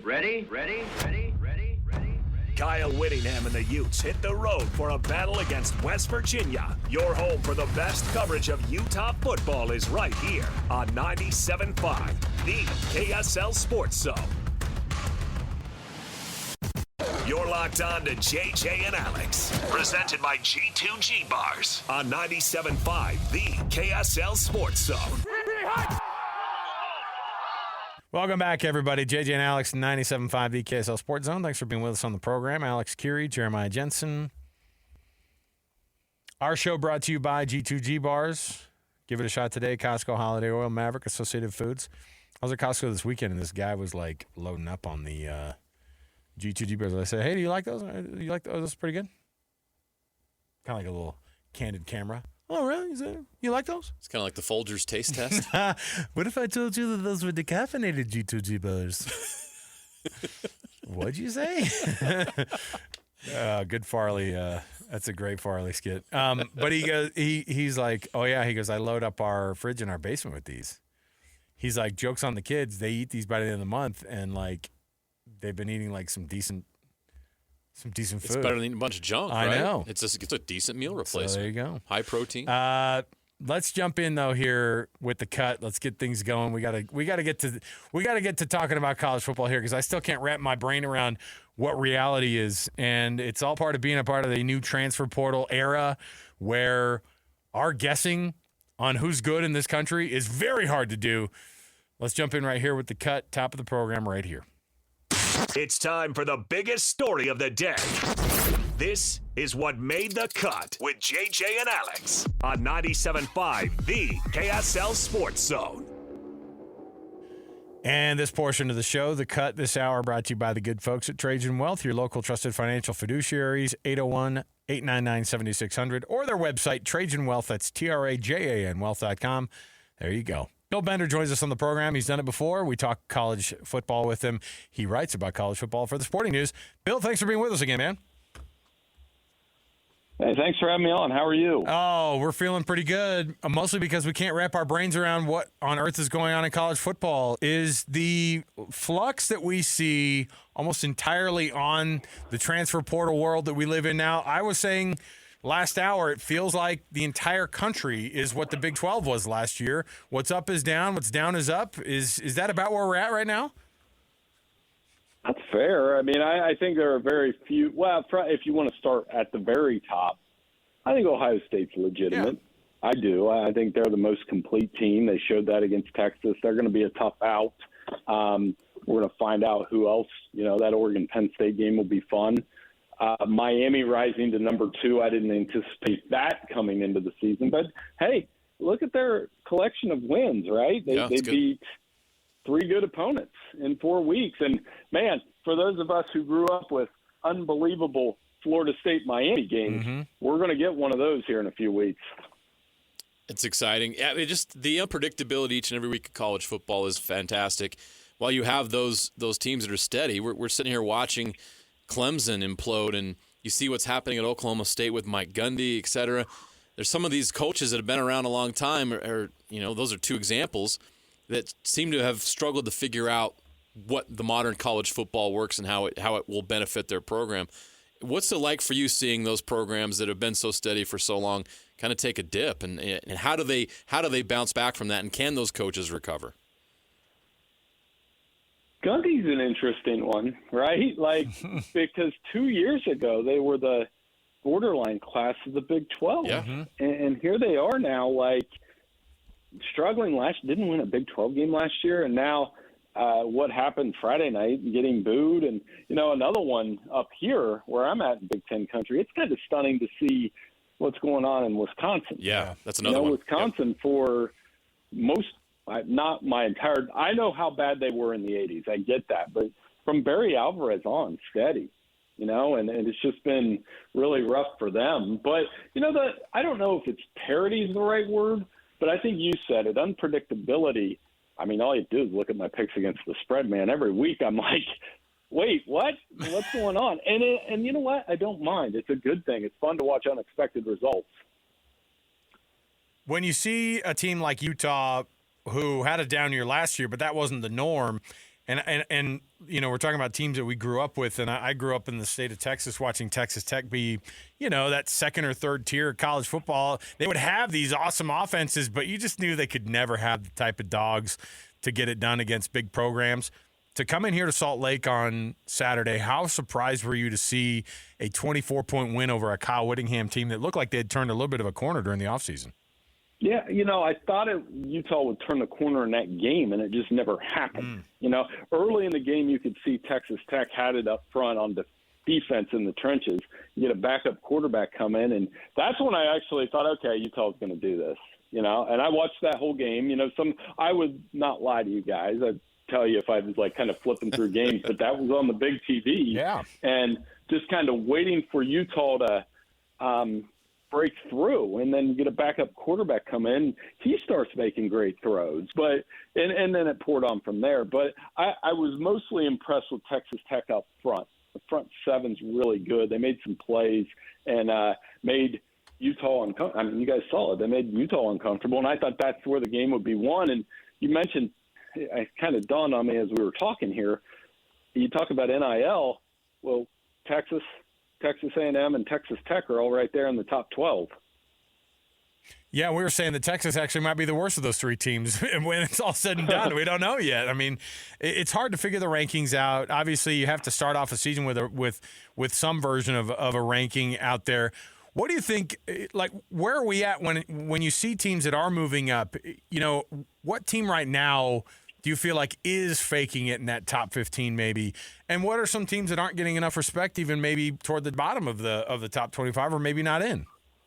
Well, I probably owe Indiana an apology. We do too. We already did. We all do. Did you guys apologize? Yeah, we did. Yes, we did. Okay. Yeah, we probably should. Anytime you come up, not just Mendoza. I mean, they ran through Illinois, and I liked Illinois. I watched them against Duke and thought, hey, this is real. And, you know, Kurt Cignetti had other ideas. I kind of compared him when I wrote the other night. I said, he's probably the most brash coach they've had in Bloomington since Bob Knight. And he makes no apologies for what they're doing there, and it's pretty special. As for a top 25 team I'm keeping my eye on, it comes this week. It's the next team to play Illinois. Stayed up late, watched USC the other night, and Jaden Mayav was playing well. They have two good running backs. They're kind of like you wait. I thought, okay, they're going to blow Michigan State out, and then Michigan State crept back in a little bit. But I think the Trojans might have something. If they win Saturday against Illinois, they have a bye week, and then they have a 2-week stretch against Michigan and Notre Dame, and they'll get a ton of headlines at that point. How would you handicap the Big 12 at this point? Kind of a hard thing to ask, but we did get to finally see Texas Tech go up against a ranked team in their building, so we have an idea about who they are. But just looking at the top 25, they've got 4 teams in right now, and still haven't got too deep into conference play. But what are your thoughts so far in the league? Well, I think Utah's still a solid team, and they can get back in the mix there. I mean, it's one loss. Iowa State, same deal. And Iowa State coming off a bye week, kind of out of sight, out of mind. Now Texas Tech gets that win, and all of a sudden they're the new Big 12 leader, so to speak. BYU, interesting this week against Colorado. I haven't got to watch BYU as closely as I'd like to, but I will this weekend. Running game strong with Martin. It looks like Bear Bachmeier's playing well, and their defense hasn't given up too many points. And, you know, here we are, Alamo Bowl rematch, and they could really put one on Colorado. But I like all 4 of those teams to stay in the mix here. And you know who's got a big one on Friday night? And I can't wait for this one. I'm picking TCU against Arizona State.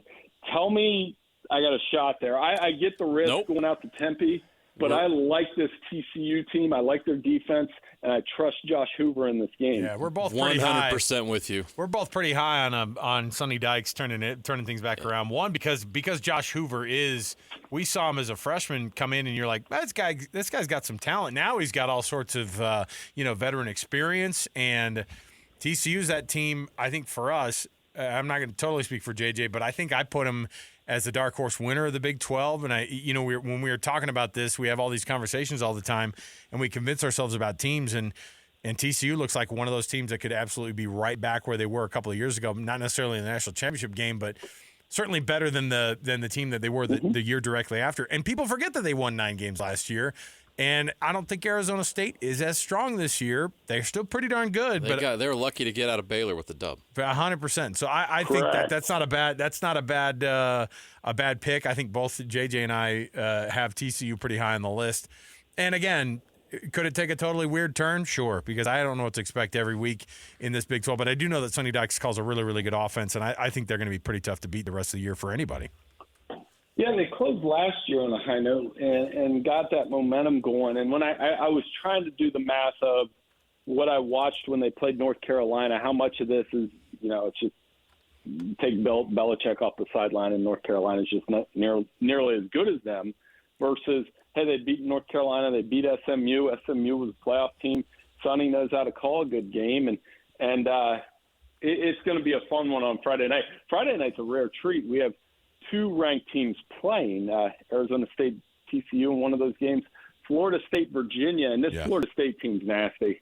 They're nasty with Castellanos. They're kind of on I don't know what you call a tour of it's not a redemption tour. It's just, hey, we're good again tour, and that's kind of what they're doing right now. As you watch kind of the landscape take a little bit more of a look, and we kind of actually start to find out what teams are. When do we actually really find out who the teams are? Because it seems like in the past we used to say, 6 weeks in, you kind of know who's who. It almost feels like we won't even know 6 or 8 weeks in. Even when those first college football playoff rankings come out, I feel like we're all still going to be looking at each other going, we're going to see a ton of movement here, maybe the most we've ever seen. So we do that playoff bracketology at Sporting News every week. And I kind of chuckle at it. I look at it like, I always compare it to, and I'll be doing bowl projections soon, and those are another mystery in themselves. But especially when you do them all season, then 2 Big 12 teams play each other in a bowl game. But you're exactly right. I think we've moved 3 teams in and 3 teams out. I did anticipate that we would bump Indiana up a great deal. If I was looking at the playoff field, I think if Notre Dame can't wiggle back in, then we're going to have 4 SEC teams, 4 Big Ten teams. Big 12, as of now, is a one-bid league. I suppose that could change if there's some more Big Ten cannibalization, ACC. And then that American Conference race is going to be great because we've literally switched that from South Florida to Tulane to now Memphis, who beat Arkansas. So one of the advantages of the 12-team playoff era, and we saw that in the Big 12 last year, is that the playoff race in November is as captivating as anything. As you look at kind of who could be those teams, if there is a second team in the Big 12, and you had to guess between who's left after Texas Tech, because I know you guys have Texas Tech, is that other team in there for the Big 12, or the only team right now in you guys' bracket? Where does it come from then? If you were to guess today, of all the teams you see, because it seems like there's 4 or 5 in there that we're trying to guess on still too. Well, I think it's Iowa State, but here's how indecisive I can be. They play Arizona Saturday in Ames, and that's like, I think it's a primetime game. Don't you correct me if I'm wrong, but it's like one of those candidates for a game that could get wild. Like, would you be at all surprised if you're sitting there Saturday night and you're flipping between Georgia, Alabama, and Penn State? I'll be at Penn State, Oregon on Saturday.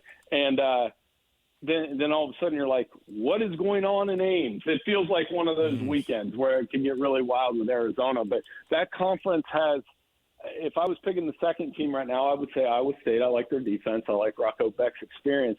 But the more if TCU goes into Arizona State and wins on Friday night, I would probably say them. I'm looking at your Week 5 predictions against the spread for those of you, for entertainment purposes only. If you want to go check out Bill Bender's writing. If you want to check out what Bill wrote on the Sporting News, sportingnews.com, go check this out. It's just interesting as a sports fan to see some of your picks. And I come down here and we see a Utah State versus Vanderbilt prediction. Obviously, you're not picking the Aggies to win it, but you pick them to cover the spread. The Aggies seem to be pretty good at that this year. Yeah, that's what I watched. They're kind of one of those, if you're into that thing, kind of a lovable team right now because they're getting that done.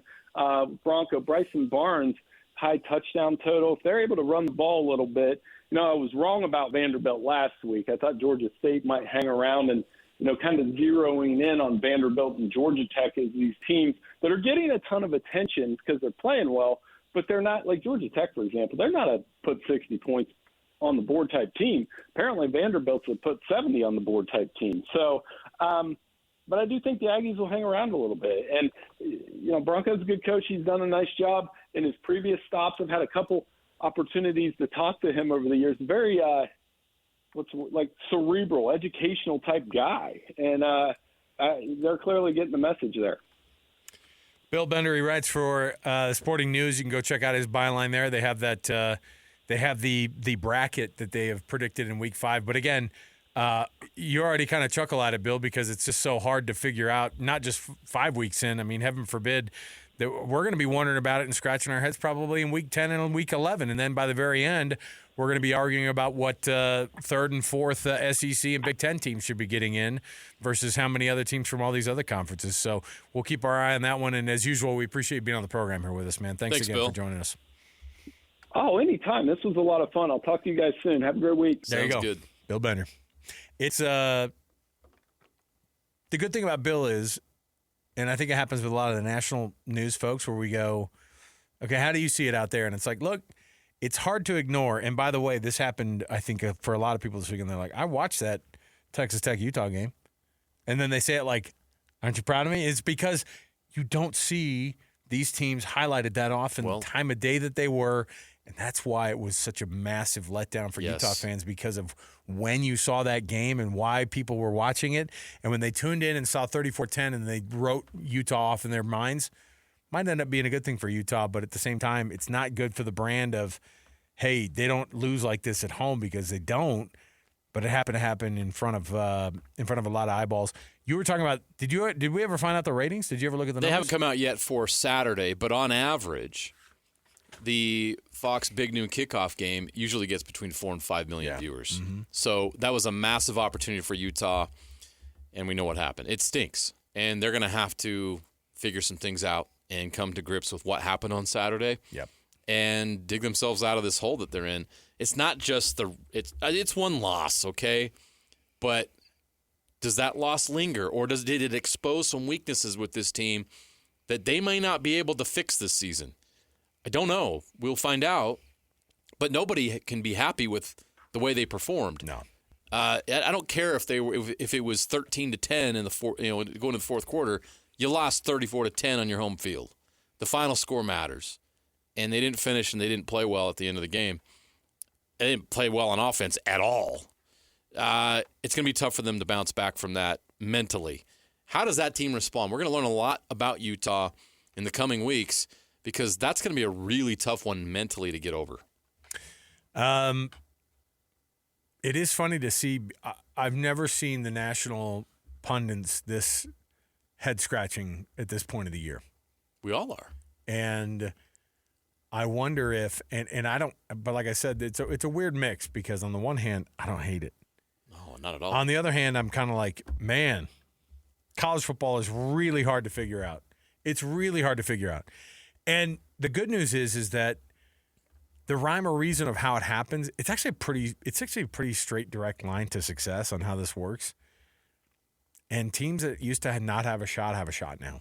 So that, at the very least, not just like the turbulence of Luke Fickell. There's no way he's going to be able to stay at Wisconsin this much longer if he's going to continue to do this. Right.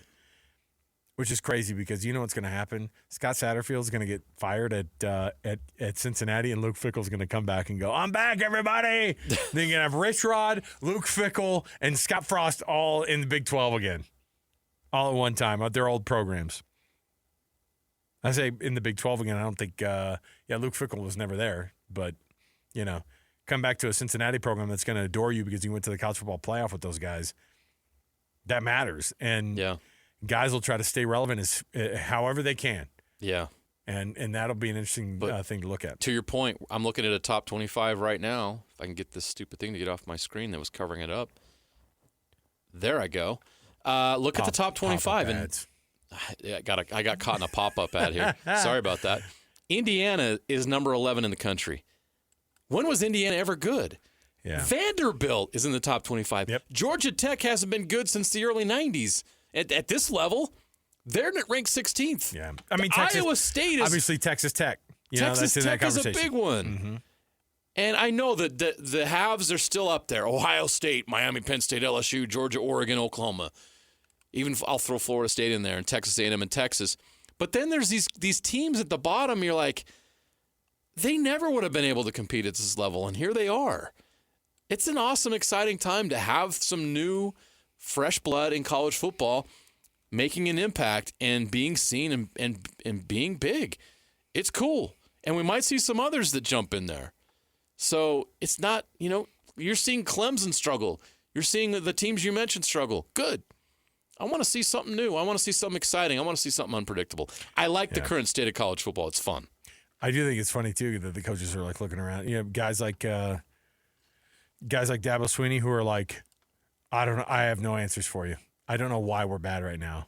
And it's like, I think you just don't want to admit the fact that you didn't really bust your tail like everybody else. You're just behind. You're doing all this stuff. You're studying the film. Great. You're going after it when it comes to, you know, sitting down with kids. I think they make a tremendous effort. They obviously spend a ton of money on recruiting too, but they got to refocus. Got to refocus here, and that's what they're probably saying in these call-in shows, right? At the, at these other places. I guarantee. Can you imagine? Because that's what they do. They have these call-in shows at these southern schools, and they are having to figure it out. And it's not a fun one to try to figure out. And they don't really have the answer. And I don't think anybody does. Except for just to say, hey, you've got to raise some more money here, man. It's really what it is. You've got to figure this thing out. It's an arms race, man. Sorry. It just is. If you want to play, you got to pay. Yeah. All right. We'll take a break here before when we do, we've got ourselves an NFL Blitz around the corner. You don't want to miss any of it, so stay right here. More to go. 97.5, the KSL Sports Zone. All the latest news and notes from the league and the locals in the NFL. JJ and Alex bring you the NFL Blitz on 97.5, the KSL Sports Zone.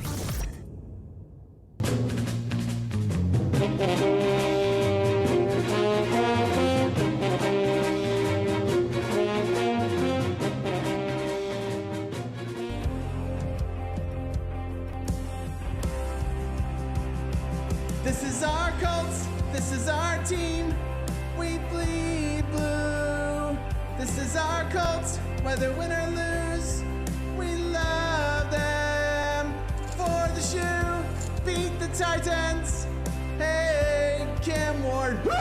This is our team, go Colts, yay!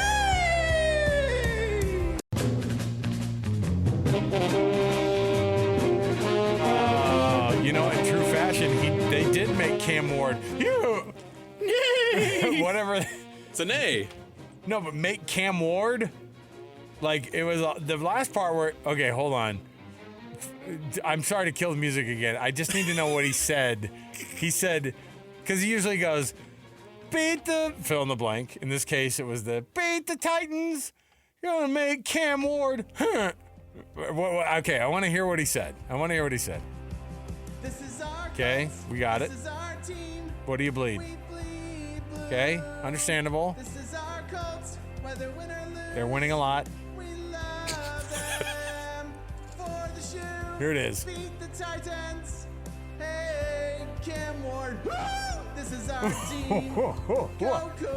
Oh, he's saying who?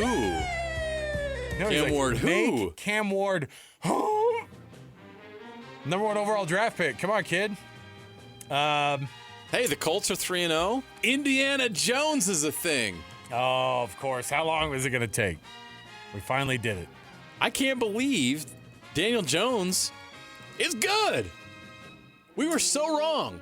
And I love stories about like this where an NFL player, especially a quarterback, everyone thinks he sucks, he's no good, he's a bust.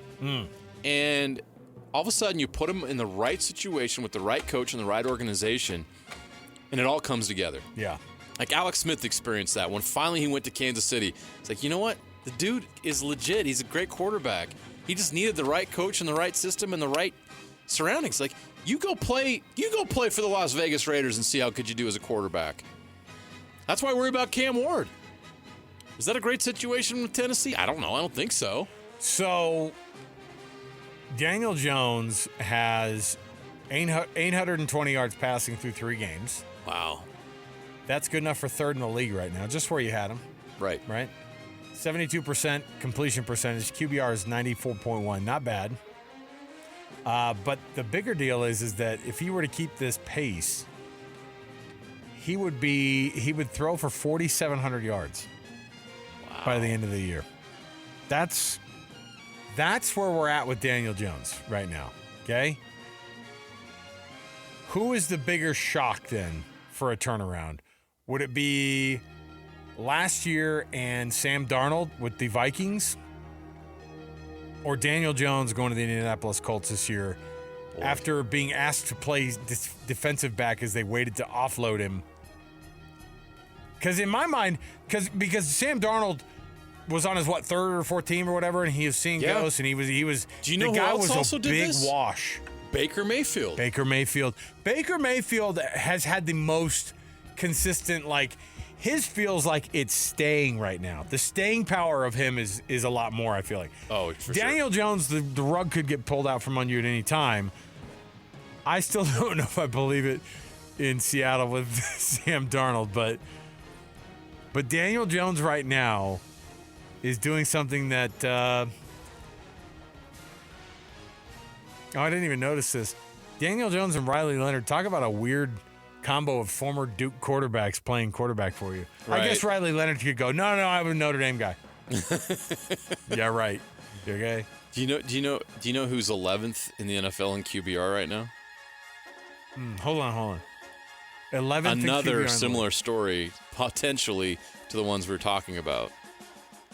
A quarterback that's finally getting a chance in a great system and a great organization.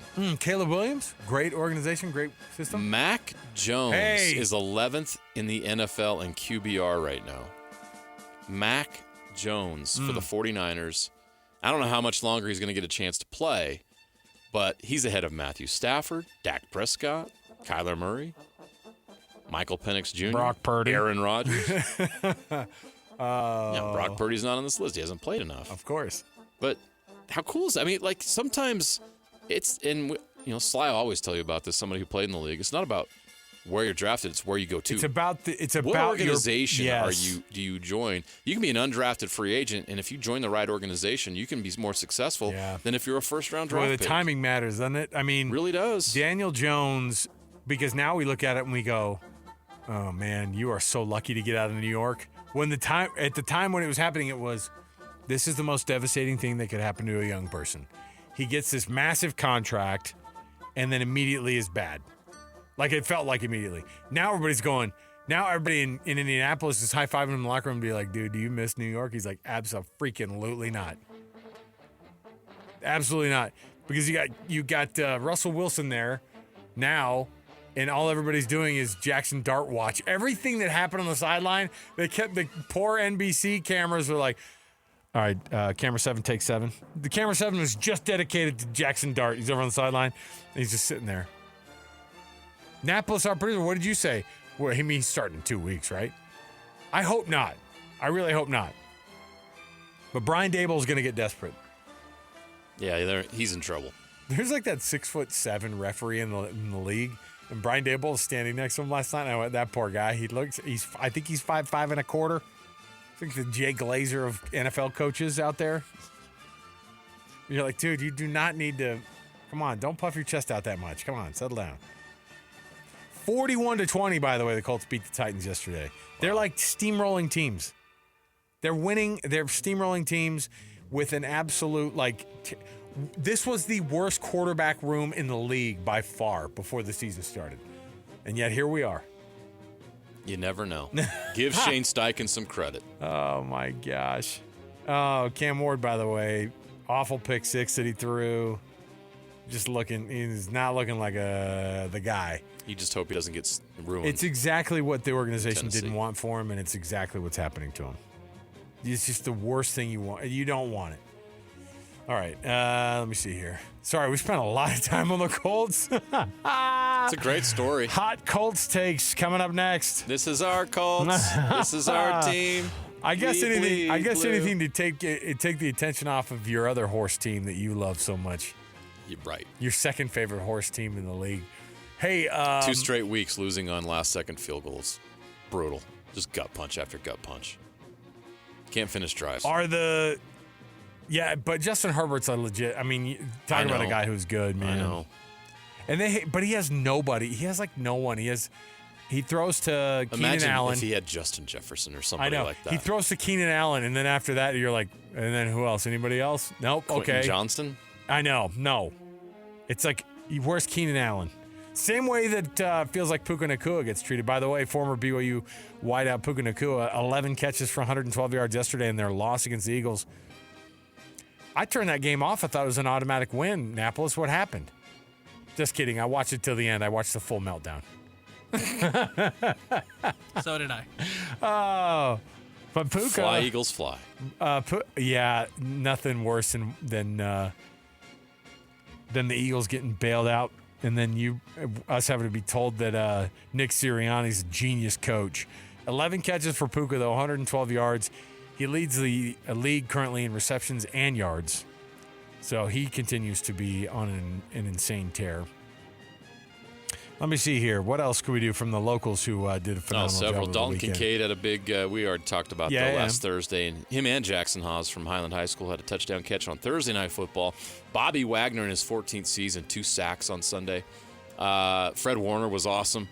11 total tackles, a couple pass breakups. The Ellis brothers, Caden Ellis, 9 tackles. Bro, your guy Jonah Falcons. Ellis is doing phenomenally, by the way. He got a little peanut on special teams for the Broncos on Sunday. So, yeah, a lot of good local guys doing big things. Every week, just guys from here make plays, and it's fun to watch. Nick Bosa looks like he's torn his ACL. Yeah, bummer. Bad news, because I saw immediately, like, after the game, this is why you got to just keep your mouth shut. Kyle Shanahan goes, yeah, it looks like we avoided the ACL, though. Oof. Then the MRI comes back, and they go, it's the ACL. They couldn't see it in all that muscle. Right, and for the second time in his career, an ACL is going to take him out for the season. That's heartbreaking. CeeDee Lamb, his ankle bent a very bad direction, the one that you don't want to have, the direction you don't want it to bend. He's going to miss 3 to 4 weeks. Could be worse, I guess. The Cowboys are a 62-yard field goal away from being 0-3. Ooh. Yeah, you're right. Brandon Aubrey bailed him out, man, in that week 2 win against a very, very tough Giants team. The Browns get the win over the Packers. That was the biggest upset of the weekend. I was absolutely shocked, but it shouldn't be that big of a shock when you know that this is exactly what happens to the NFL week after week. This is why it's the best, because the Browns can beat the Packers, and everybody wanted to put the Packers already in the Super Bowl. Now, they might end up there, but Jordan Love had a bad fourth quarter. Speaking of locals in the NFL. All right, we got to take a break. We'll come back. We got more to go around the corner. We have our best and worst. Every Wednesday, by the way, is a Win Ticket Wednesday. You can win tickets this week on our Wednesday to Breaking Benjamin and 3 Days Grace live at Utah First Credit Union Amphitheater coming September 27th. Tickets on sale now at livenation.com, or you can listen all day long to the EKSL Sports Zone on our Win Ticket Wednesday to win them. We'll come back. Best and worst next. 97.5 EKSL Sports Zone. Wrapping up the hour with our picks for the best and worst moments on today's show. As JJ and Alex want to hear your best and worst of the day.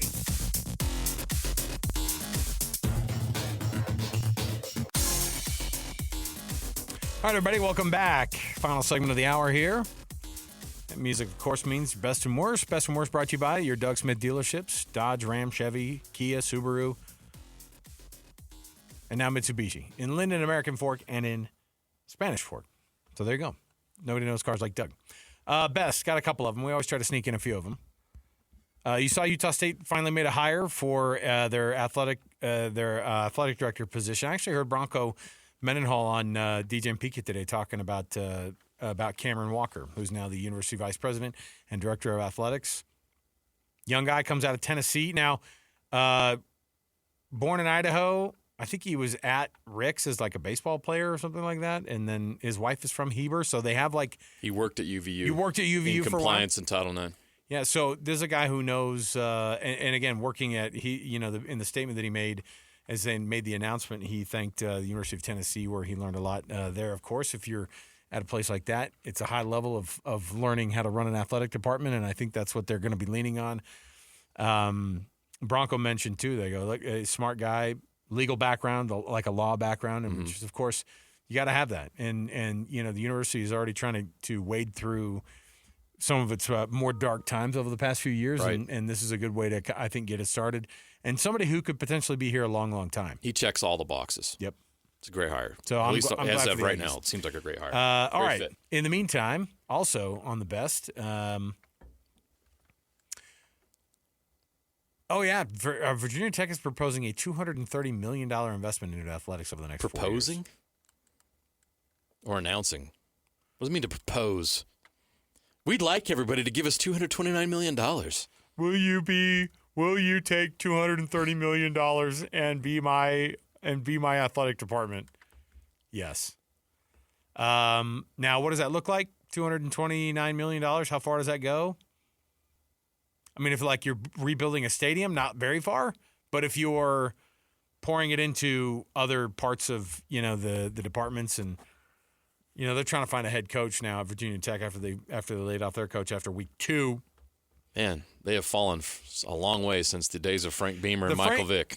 Frank Beamer, it was kind of nice. That Virginia Tech South Carolina game was a nice kind of start to the season. It was a tough fought game, and they ended up losing by the end, and then they ended up losing every other week after that. It seemed like they're kind of just going the wrong direction. So, yeah, we'll see how the Hokies can figure it out. Did you put that in there for Jake Scott? Hey, Jake, your guys are putting money in. The Hokies are putting money into the program. Weirdest team to cheer for in the history of mankind. All right. The worst is Fred VanVleet apparently tore his ACL, might miss the entire NBA season. This is a Rockets team who does not need old guys to go down with knee injuries. I guess Fred's not that old, but they have an old guy on their roster now who they brought in specifically to turn everything around. You don't have a lot of time. When Kevin Durant is on your roster, you've got to make hay, man, and Fred VanVleet being off of that roster is a huge hit for that team. Oh, it's massive. Yeah, they're going to miss him. That's a young team that won a lot of games last year because they had a veteran like Fred VanVleet on the roster.